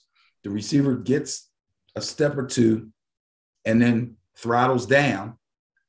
The D-back runs past him, and he catches the ball. This D-back had no idea where the ball was, but saw him look up for it and bring his hands and just ran through him and was going to take the penalty, and the damn refs didn't give it to him. That's how I saw that. That being said, I'm taking the Seahawks in this one. I don't think the Bears have enough. This could be a close game. This could be a competitive game. There's rumors out that Russell Wilson, that the Giants are going to go hard after Russell Wilson in the offseason. They're putting packages together, the way I'm hearing it, to really try to get him to come to New York. There's also rumors that the head coach is a bit under fire, that he's been there a little long now. And although they've had a lot of success over the past few years, lately, the team has fallen on hard times. And, you can't necessarily blame the head coach, but that's always the first guy to go. So they're in a little bit of disarray right now. Again, a team that may have some slim playoff possibilities, but for the most part, these guys are playing for contracts and jobs. But I think they got enough to beat the Bears. So I don't think that'll be a problem, especially at home. Fans are still behind them. I'm sure the fans don't want Russell to go. I don't think they could care less if the damn coach goes, but they don't want to lose Russell, so they'll be rooting for him. All right. Going with the Seahawks. Oh, they get Lockett back, too. Lockett will be back. All right. Pocket and a Lockett. All right, Benny. Potential intriguing game. Pittsburgh Steelers at the Kansas City Chiefs by a split score. 52 favors those Chiefs. Now, real quick. I guess I should say. What's intriguing about this game? COVID-riddled Chiefs. Should I say that? Well, I don't know if they're COVID-riddled, but their two main producers on offense have COVID, have both tested positive. Tyreek Hill and Travis Kelce. That's big. Kelsey is a possibility to make it to the game. Tyreek Hill, I don't know. I think you're better if you could only get one. I think Travis is who they'll be able to do more with because he's that first down. He keeps the chains moving. And they have other speed guys. Huh? They have other speed guys. Right. There you go. But they have, Kansas City has been sort of hot. In the last 3 games, they are averaging 34.7 points per game. So you can average 34 to close to 35 points a game. You can overcome a few defensive issues, and they're not really having any defensive issues right now. Defense is playing well. Yeah, their defense is playing extremely well. Steelers, I believe they won last week, right? Who they beat? Yeah, they beat the Titans 19-13. They kind of struggled in that game. Again, lack of pass catchers kind of did Tannehill in. He's much better than what he showed in that game. Steelers defense is trying to kind of shore things up because they realize that the offense is going to be a bit challenged. Their run game has fallen off, yet their running back seems to be healthy. It must be the offensive line. That's the problem. It's the offensive line. But if you're playing the Chiefs, that's the one thing you can't afford to have go wrong is your offensive line because their pass rush is cooking. So here's the deal. Steelers fall behind, they're done. They ain't coming back. And that's what I expect to happen. So that's what I expect. Chiefs? I'm going with the Chiefs. Even if the Steelers play well early and hold the Chiefs to a touchdown or a field goal or 2 field goals, once the Chiefs get the lead, they're turning the dogs loose on Big Ben. And it's a wrap after that. Ben, what was one of the Chiefs' main problems earlier in the season? They couldn't generate a pass rush and they couldn't stop anybody. But in terms of our categorizations, they were having problems with Todd. Turnovers. Yeah.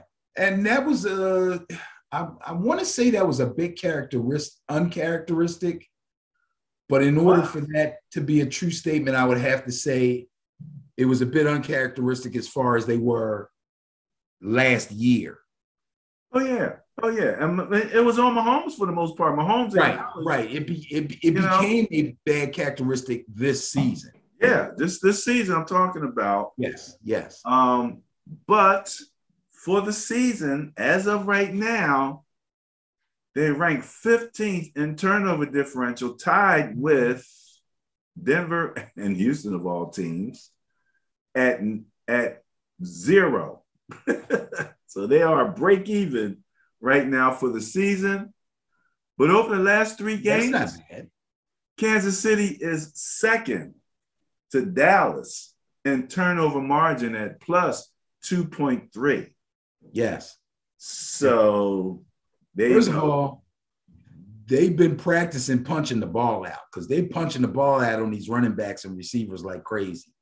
Second of all, they're getting picks, So you get fumbles, you get picks, get a strip sack here and there, and you're going to be back on top. As long as Mahomes protects the ball, you'll be okay. Going with the Chiefs. All right, let me take a quick look here at the schedule because let's see now. That Chiefs game is the next to the last 4 o'clock game. The Chicago game is the first 4 o'clock game, 4:25 for the Pittsburgh Chiefs game. The next game, which is the 4 o'clock or 4:25 game, is them Denver Broncos at those Las Vegas Raiders. Oh, man. First score 123 favors those Denver Broncos. Except now it's Drew Lock running the show in Denver, right? Yeah, it's a wrap, bro. Take the Raiders. Take the Raiders?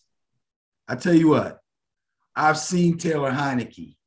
I've seen the kid at Washington that started a game after getting to the team 3 days prior. All right. I've seen Case Keenum. I've seen all these dudes, okay? Drew Lock freaking stinks. Drew Lock is horrible. Drew Lock is horrible. How's Charles Barkley say it? He's horrible. He's horrible. I don't know how many different ways I can say it. Take the Raiders, man. And you don't think their defense can balance that out? No. That's how horrible he is. Yes. They'll probably win 10-6. 10. Oh my goodness. Jimmy Christmas. Okay, Ben's going against the bias, going with the Raiders to finish up the 4 o'clock, the evening games. Next up, we have the Sunday night matchup in store. We have the NFC East Washington football team. You mentioned Taylor Heinicke going into Dallas to play Dak Prescott and the Dallas Cowboys. Hey, we saw our boy last week, Corey Clement, on the kickoff return team. Yeah, I thought I was going to see more of him until Pollard had that miraculous recovery. Miraculous, I know.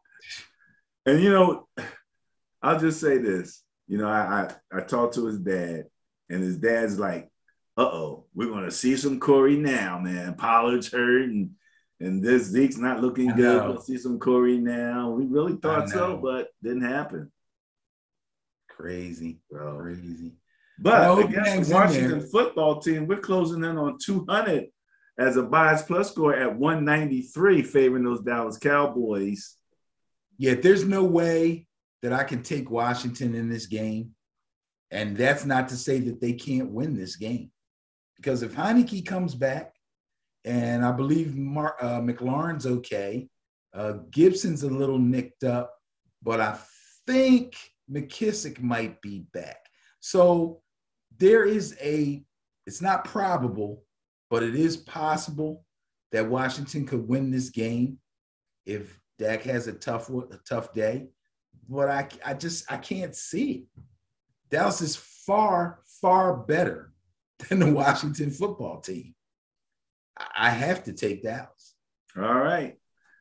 Well, they definitely played a lot better, and as long as Dak works that pocket correctly, doesn't rush his passes unnecessarily, I think that you're pretty much safe with that bet. So that would wrap up the Sunday slate of football. Man, I can't imagine what we got. Any Tuesday football again. Huh? I enjoyed watching football from Thursday, Saturday, Sunday, Monday, Tuesday. I enjoyed it, but I don't want to see it again. I really don't. Who we got Monday night? Oh, it gets strange on Monday night, Ben. Oh, wait. The Cowboys are the Sunday night game, right? Sunday night game, yes. Okay. Who we got Monday? It gets strange on Monday night. You ready? Okay. Yes, sir. Dolphins at Saints. And the bias plus score of 60 favors the Saints. Another possible intriguing game. Oh, my goodness. Boy, oh, boy. Now, I would normally not take this because I did the Saints last week as my intriguing. They were part of the intriguing game. Okay. I would try to avoid it. But I do like having those games where they're not part of the 6 games running at one time thing. So you that is the game for everybody to watch. You know what I mean? So we'll get a chance to see that game in depth, up close, personal, all 60 plus minutes of it. So the first thing pops into my head is a quarterback like Taysom Hill presents some problems to a defense like the Dolphins that likes to play a lot of man-to-man. Okay. Now, that being said, and I said it earlier, the Dolphins are hot. They're hot. They're clicking on all cylinders. The running game hasn't been what it was earlier in the season, but Gaskin's back now. I think he was actually back last week, but he wasn't 100%. He should be back. I think the run game will be adequate. But Tua is really clicking. Also, Devontae Parker is back. He missed Waddle last week, but Waddle should be back. The Dolphins should be at full strength.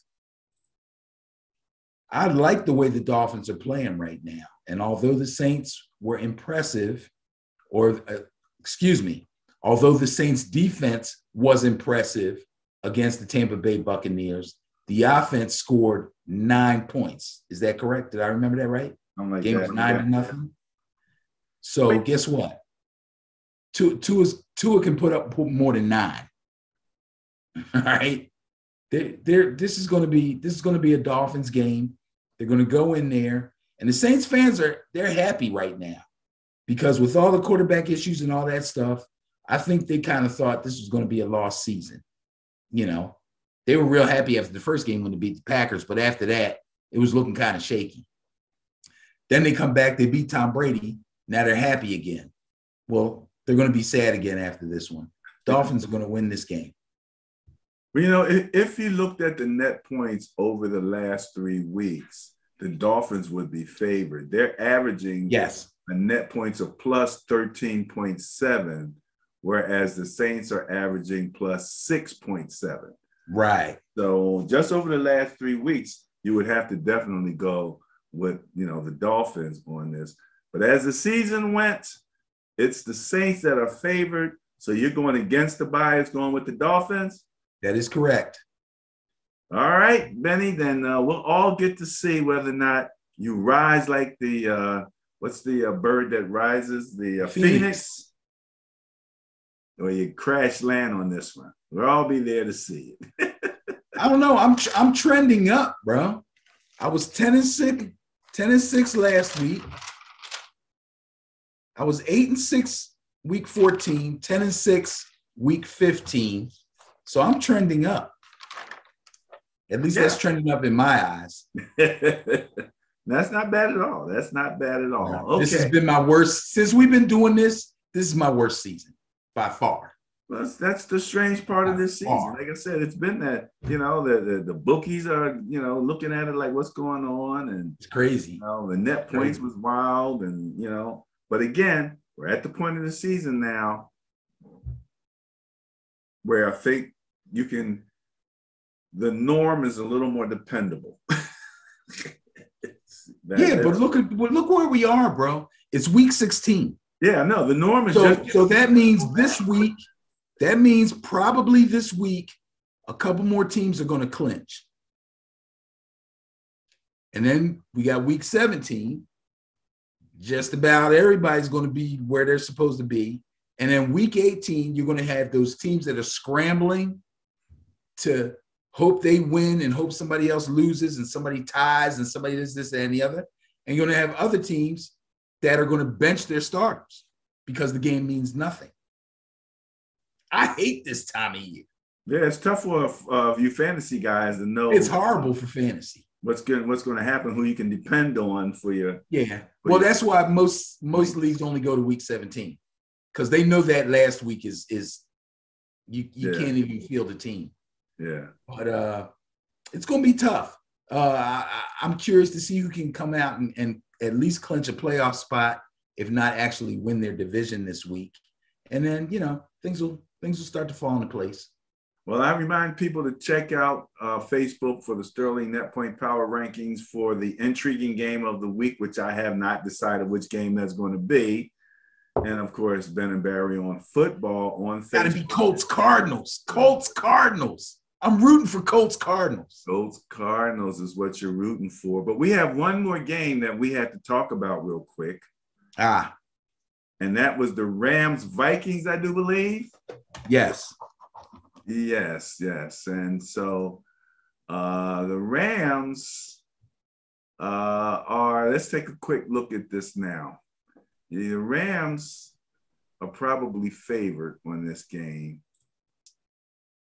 can I assume that the Rams actually have the bias in this game?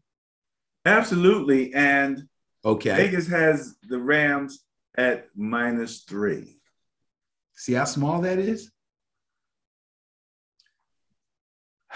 Rams favored by 3 on the road. I'm taking the Rams. Taking the Rams. Taking the Rams. Let me say this much. Another possible intriguing game, though. The Rams are ranked 8th in net points at 83. They're playing the Vikings. The Vikings are ranked 17th with 19 net points.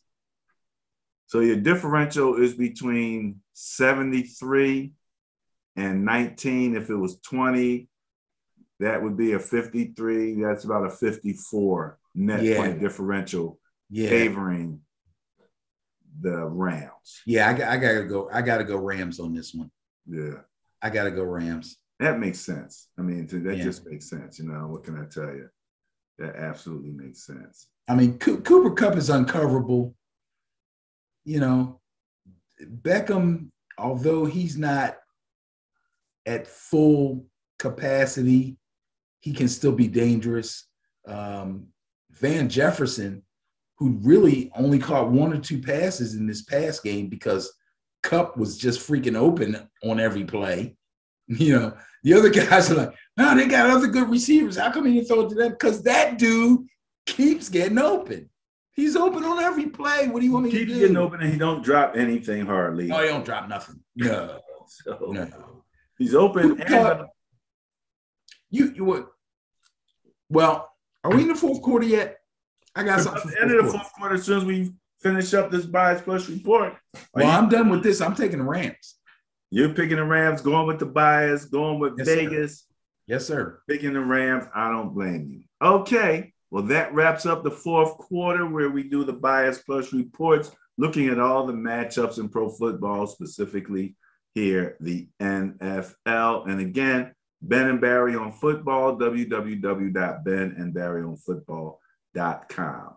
Coming up, the fourth quarter.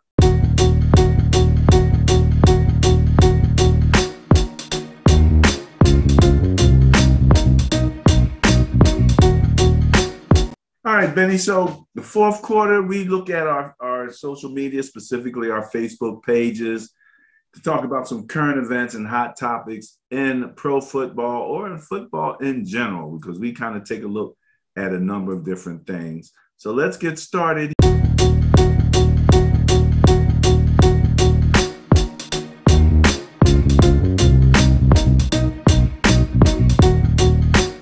Let's talk about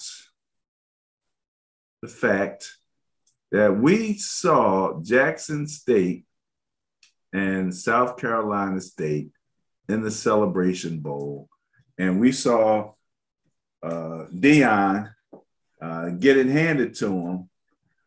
We found out at one particular point that there was 8 NFL Hall of Famers between the two schools, and we just thought that was fantastic. Don't know if we mentioned it in last week's show, but I definitely wanted to mention it again. Yeah, it was like 4 for each school. Oh, for each of these 2 schools. Oh, yeah. Okay. I got you. Between the 2 schools. I got you. Yeah. So I just wanted to mention that real quick. Also, Ben, this is some of the stats on our Facebook page, which I thought was interesting.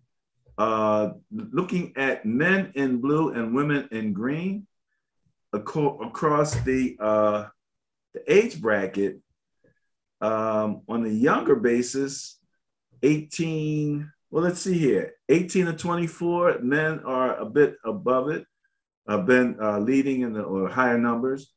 25 to 34, they look stronger. However, 35 to 44, the ladies start taking over.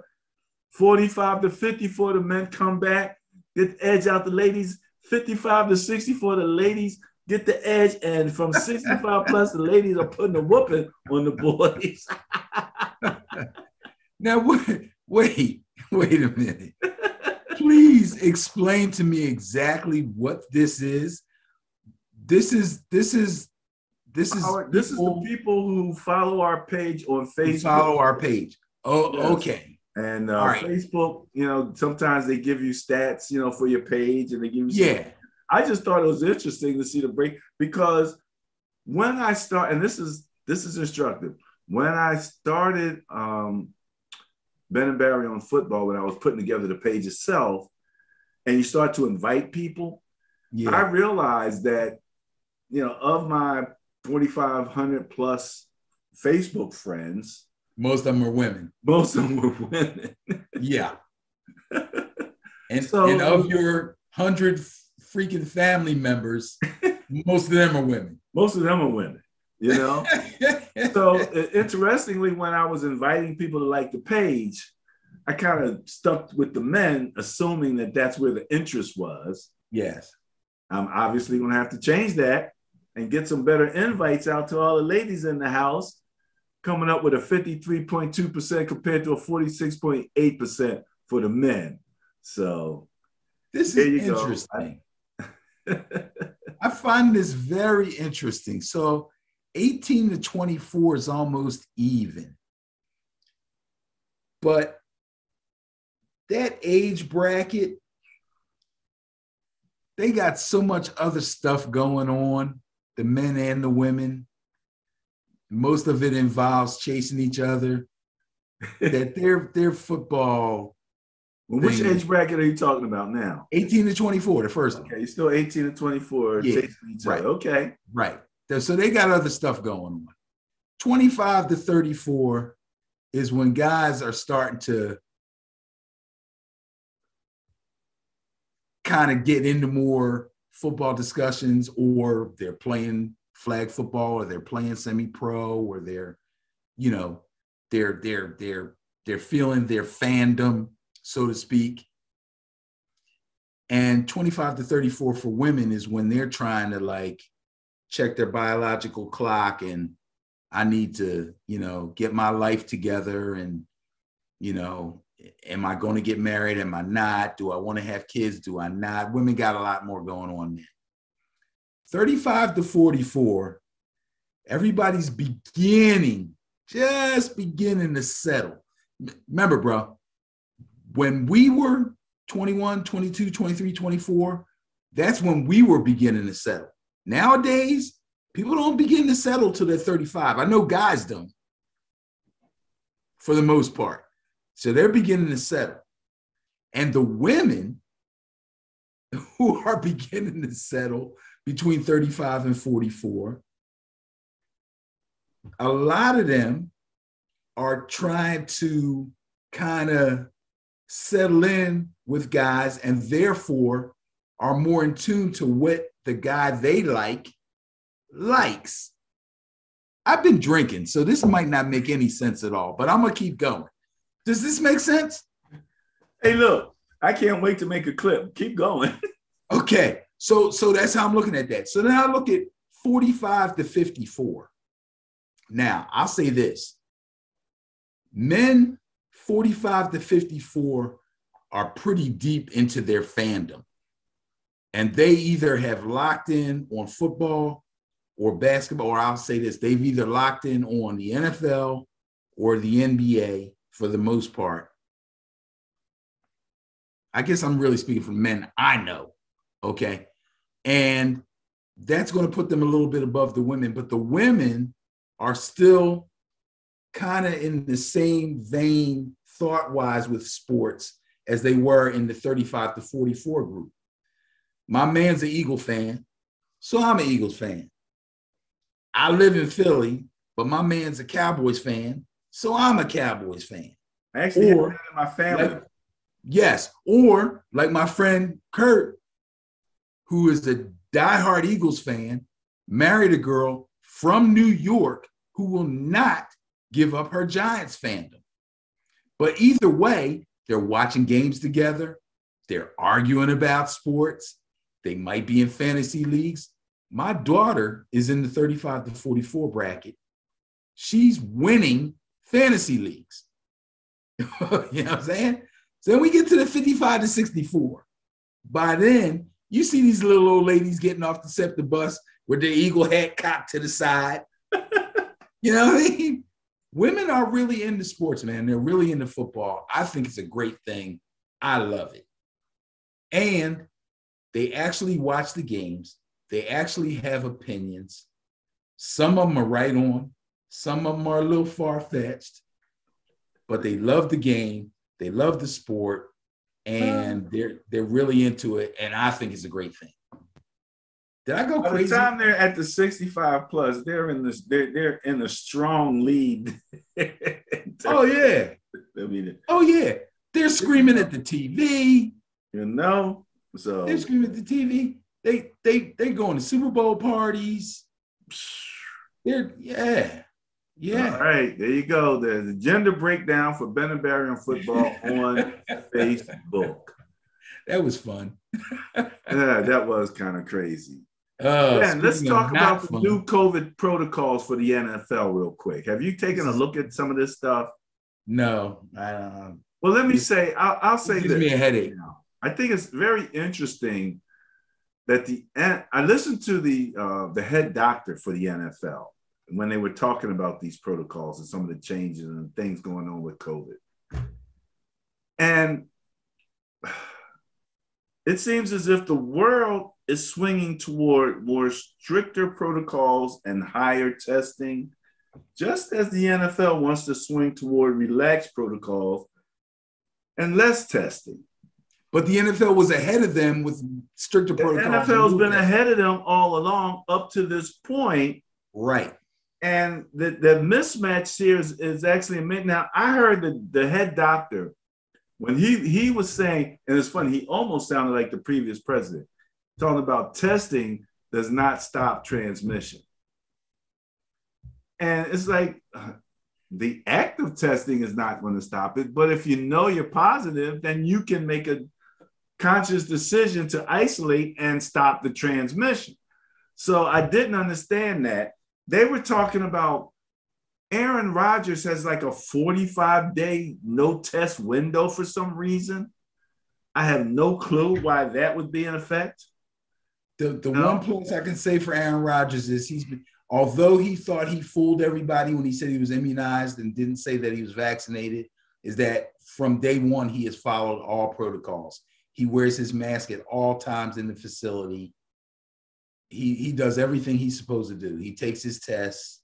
He does everything he's supposed to do. That's all I can say about that. All right. Well, I don't know when he's last been tested, but they're acting like he doesn't need to be tested. Cole Beasley is still, whining and moaning about, his situation here. He's unvaccinated, testing positive, and he's saying he takes his test and wears his NFL rules. He takes his test and he wears his mask. Who? Cole Beasley? Well, yeah, that's the normal cases, but they're talking about what the NFL's point is, and I guess I didn't say this specifically. They do not think they're kind of like the guy I said from Pro Football Focus. They don't think that there can be much transmission in a game. So they're thinking you can be either vaccinated or not vaccinated and test positive and still be able to play. That I'm not about. I'm not with that. So I'm not sure what's going on. And now I'm hearing medical people talk about the football games, and they're like, look, don't think just because you're outside that you're pretty cool as far as COVID transmission, because once you're at a game, you're in a large group of people who are all screaming at the top of their lungs. So that is, you have a high, a certain probability, increased probability of becoming down COVID with them. And like you said about Stephen A., if you're running around with these athletes thinking that they're cool, and it's not like basketball when the basketball had the bubble. These guys go home, they go out, they go to dinner, they do what they want to do. They're young, and they're not necessarily quarantining themselves and thinking, I need to be making sure that, I'm available for my team. That obviously up through the coaches is not working, because coaches are coming down positive unless they're just picking it up from their players or whatever, which is all possible.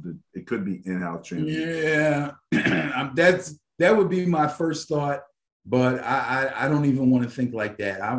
I believe that these coaches are just as susceptible to slipping up or getting it from a family member or a friend or at a party, or, you know what I mean? Just like anybody else.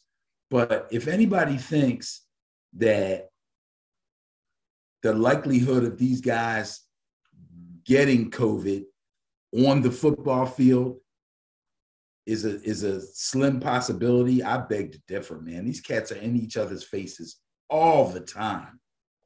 After the game, they look like they're going to kiss each other. They're hugging and they're talking and they're out there during the game. They're spitting and the stadium is built. Look at the Dome Stadium. Yeah. Yeah, Dome Stadium. We're talking about 60,000 plus people screaming and yelling and cursing in a controlled environment. I know. So I'm thinking it's all about the money. These guys want to get they want to get through this season. It doesn't make sense to me that, again, the NFL is going to do less testing when you've got people standing in lines going around buildings twice to get a quick COVID test because, they're having that much problem. And I will also say this, and this is even more worrying. Apparently, one of the medicines that they use to treat really ill COVID patients is now becoming scarce, or they're starting to run out of supply. I guess I should put it that way. Oh. So that's another little something that in the medical community they have as a worry. They really don't want to see these numbers continue to increase. And then lastly, I'll say this. I believe it was South America where they first noticed the Omicron variant. And from what I understand, they've had a tremendous drop in numbers. Okay. So it's like the variant peaked and then dropped. Now, I don't know if it dropped in South Africa because it killed off so many people that, it stopped being transmitted. No, they're super strict. That could be the reason right there. They got strict. They shut. People cried about, you shut stuff down. I can't go out to a restaurant. They shut stuff down, bro. They be like, nah, stay in the house. Everybody, stay in the house. Yeah. Well, if that's it, then that was, that was constructive direction, and you do what you got to do to break the chain of transmission. And so only in the land of the free are we going to have these kind of problems. Every freedom comes with responsibility. They need to absolutely. Let's skip over the Ben and Barry portion of the things that we've posted.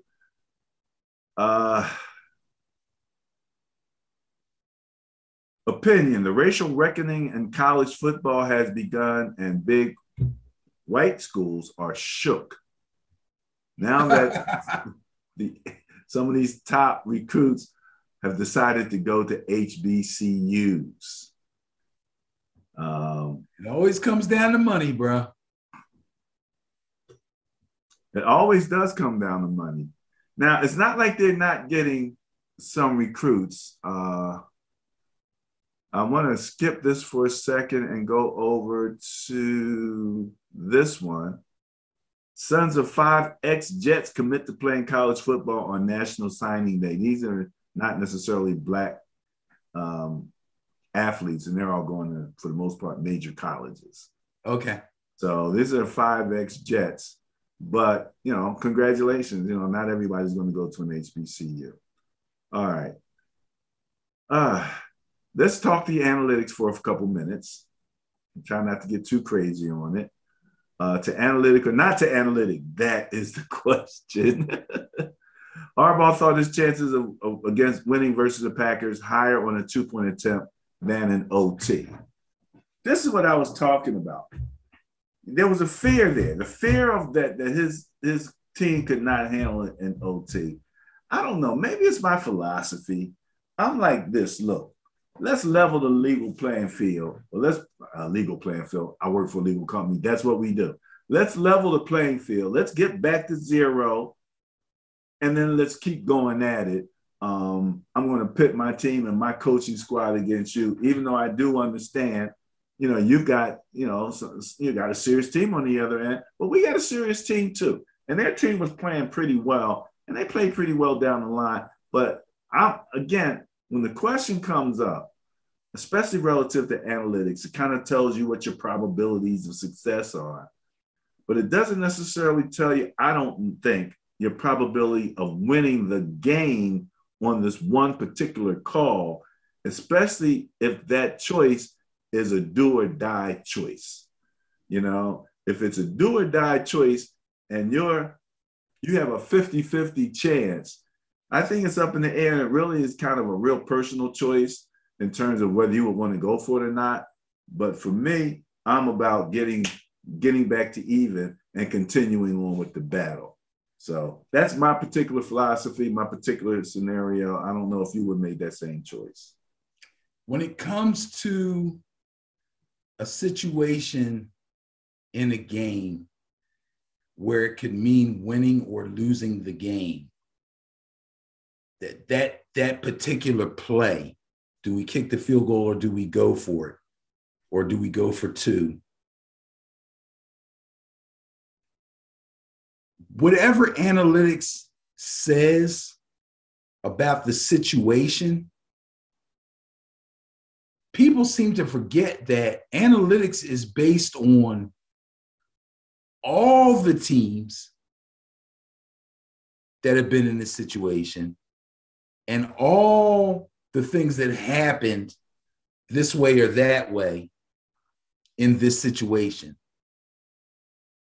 So that doesn't necessarily mean that it's a good thing for this team, this one team, in this one situation against this one team. Analytics is general. It's not specific. All the statistics that were built up to come up with the analytical solution to a particular problem come from all the teams and all the statistics involved in the entire league. And then they average it all out. And then they say, okay, so analytically speaking, if you're in this situation, 90 or 67% of the time this happens, and 55% of the time this happens, therefore you should do this. That's combined statistics from every team in the league. That has nothing to do with my team against your team on this day, on this field, in this weather, you see what I'm saying? So to me, I'm not saying analytics are bad, and I'm not saying they shouldn't be considered. But what I'm saying is, I think the coach and the team and the coach, the coaching staff, and possibly the players need to make the final decision on their own based on how they feel about where they're at this point in the game, how the game has gone. You see, I may not be. You made your point about it being general, and right. You can't pull a card out of your pocket like you do when it says if the score is 15-12, you go for two. That's one. That's analytics. I get that.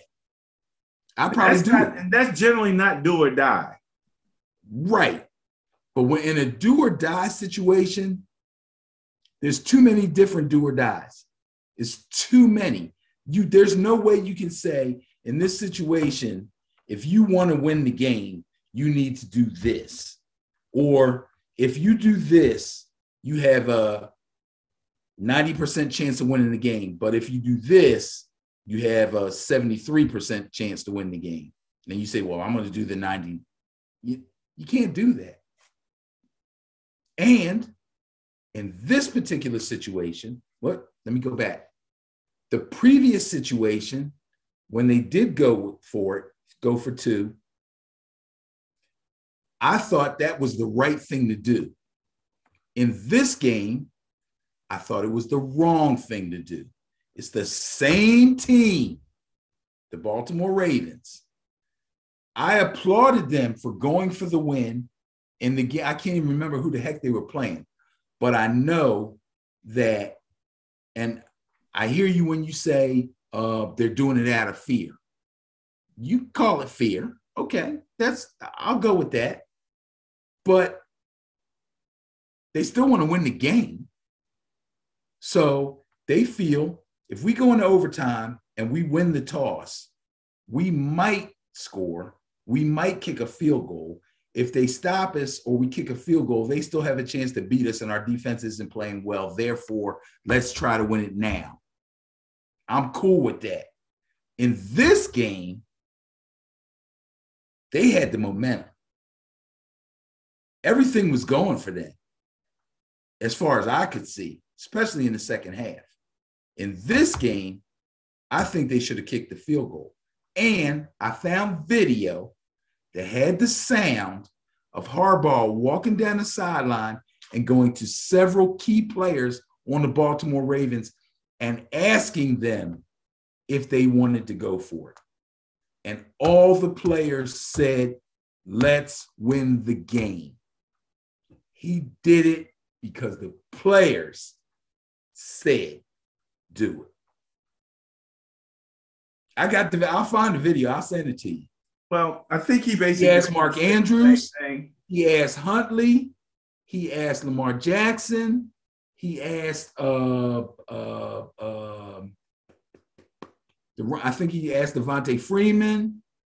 He asked several players. He said, we can kick the field goal and go to overtime, or we can go for the 2 and win this game. What do you want to do? And they all said, let's win the game. And this is the irony of it. When I look, it was pointed out in the play that he had a guy coming across the middle wide open. Wide open. That's the thing I wanted to say. After all of that, it was a shitty play. Excuse my French. Whoever made that freaking call need to be slapped. You let those players, I commend him for at least getting the players. He didn't try to talk nobody out of nothing. All he said was, we can kick the extra point, tie it up and go to overtime, or we can try to win it now. And when you ask players that, 8.5 times out of 10, the player's going to say, let's go. Because they're, you know what I mean? They had the momentum. They felt like they thought they could do it. They just failed to do it the week before. They wanted to do it. Sometimes you got to save the players from themselves. And that's what leadership is about. You know what I mean? That's what leadership is about. And you know, you would start running around getting your players, you know, they're all hyped up. And again, they could be fearful of their darn self. You know, they don't, you know. They weren't. I don't think the players look at it like that. Well, the players always look at it like we can do it. Screw that. The ball's on the freaking 2-yard line. You think we can't score? A player's always going to think like that. That's why the coach has to make the decision. He made the decision the week before to go for it. He probably had a little fear in his heart because he did not like how his secondary was looking. He did not like how his defense was looking as a whole. He wasn't feeling good about it. He did not want to go into overtime. So he said, let's try to win it here. If we win, we win. The thing about that particular scenario, Ben, was that even if they had gone up 1, they were still going to give the ball back to Aaron Rodgers with 40-some seconds left. And I'm not sure how many timeouts the Packers had, but I don't think it was 0. So, and they only needed a field goal. He said that. He said, we either kick the field goal. It wasn't a field goal. It was the extra point. Extra point. He said, we kick the extra point which would have tied it. But then we have to stop them from driving and getting the field goal to beat us. He said that to them. You still got to stop them one way or the other. Still got to stop them. So that's another reason why I didn't think it was a great choice. Well, here's the thing. If you tie it and you stop them, you got to go to overtime. If you don't stop them, you're going to lose. If you take the lead, they have to score.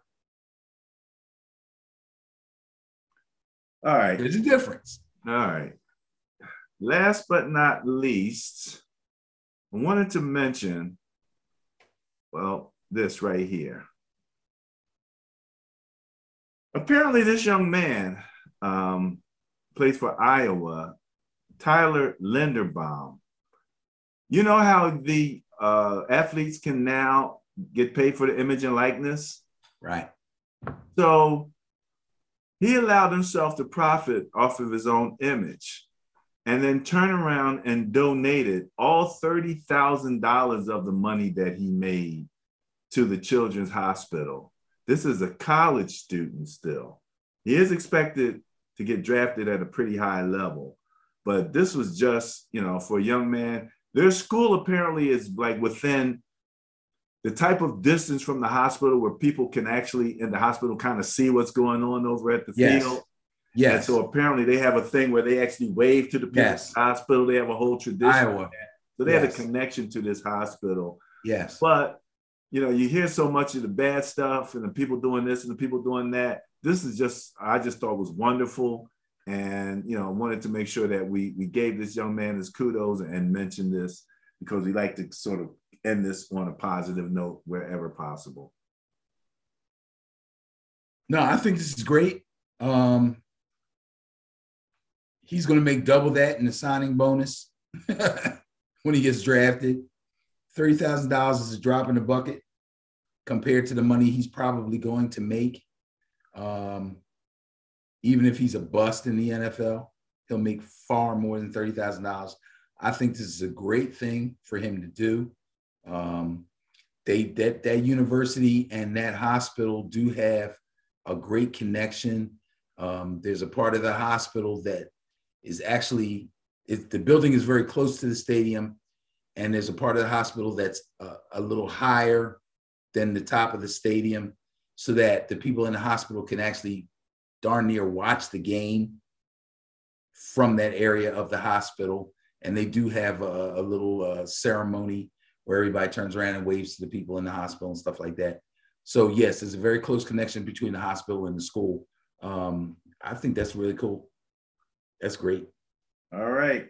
Well, that's all I got, Benny. You got anything left? Yeah, I got something. Who's going to win the MVP? I don't know. I mean, you don't know. Quarterback normally. You got Jonathan Taylor, who's, looking like the savior for the Colts. He's got to be in the running, but it's probably going to be Aaron Rodgers. Aaron Rodgers is just playing outstanding football right now. And I don't know of anybody else that, is playing any better, that is that much more impactful on their team. And they've already clinched, first to clinch. So why not go for a twofer for MVP for Aaron? I'm not even going to say. I'm just going to say Aaron Rodgers. Okay. I'm not going to say I agree. Okay. Do you have a offensive player of the year? Oh, here's a tougher one. Offensive player of the year. I don't know. I like Cooper Kupp at this point. Cooper Kupp is just ridiculous. To me, it's between Taylor and Kupp. Yeah, he's ridiculous. It's going to be hard not to give it to Kupp. Kupp is just freaking blowing up. Oh, and before we do go, I do want to mention the Pro Bowl. And that's all I only want to talk about because we don't like the Pro Bowl. When is the Pro Bowl? Is it the week before the Super Bowl? They're announcing a Pro Bowl people now. The voting been started. Yeah, the voting started a month ago. Matter of fact, in the Vikings game, Randy Moss gave the Pro Bowl jersey to Justin Jefferson. I saw that. Yeah, so that was cool. Yeah. Uh, okay. In other news, January 12th, I'll be headed to Florida. That's a Wednesday. We will still be having the show. I'll be in hopefully sunny Florida for the Flag Football National Championships. All different kinds of flag football will be played there, all for national titles, kids, co-ed teams, 5-on-5, 6-on-6, 7-on-7 contact, 7-on-7 non-contact, 8-on-8 men's, 8-on-8 women's.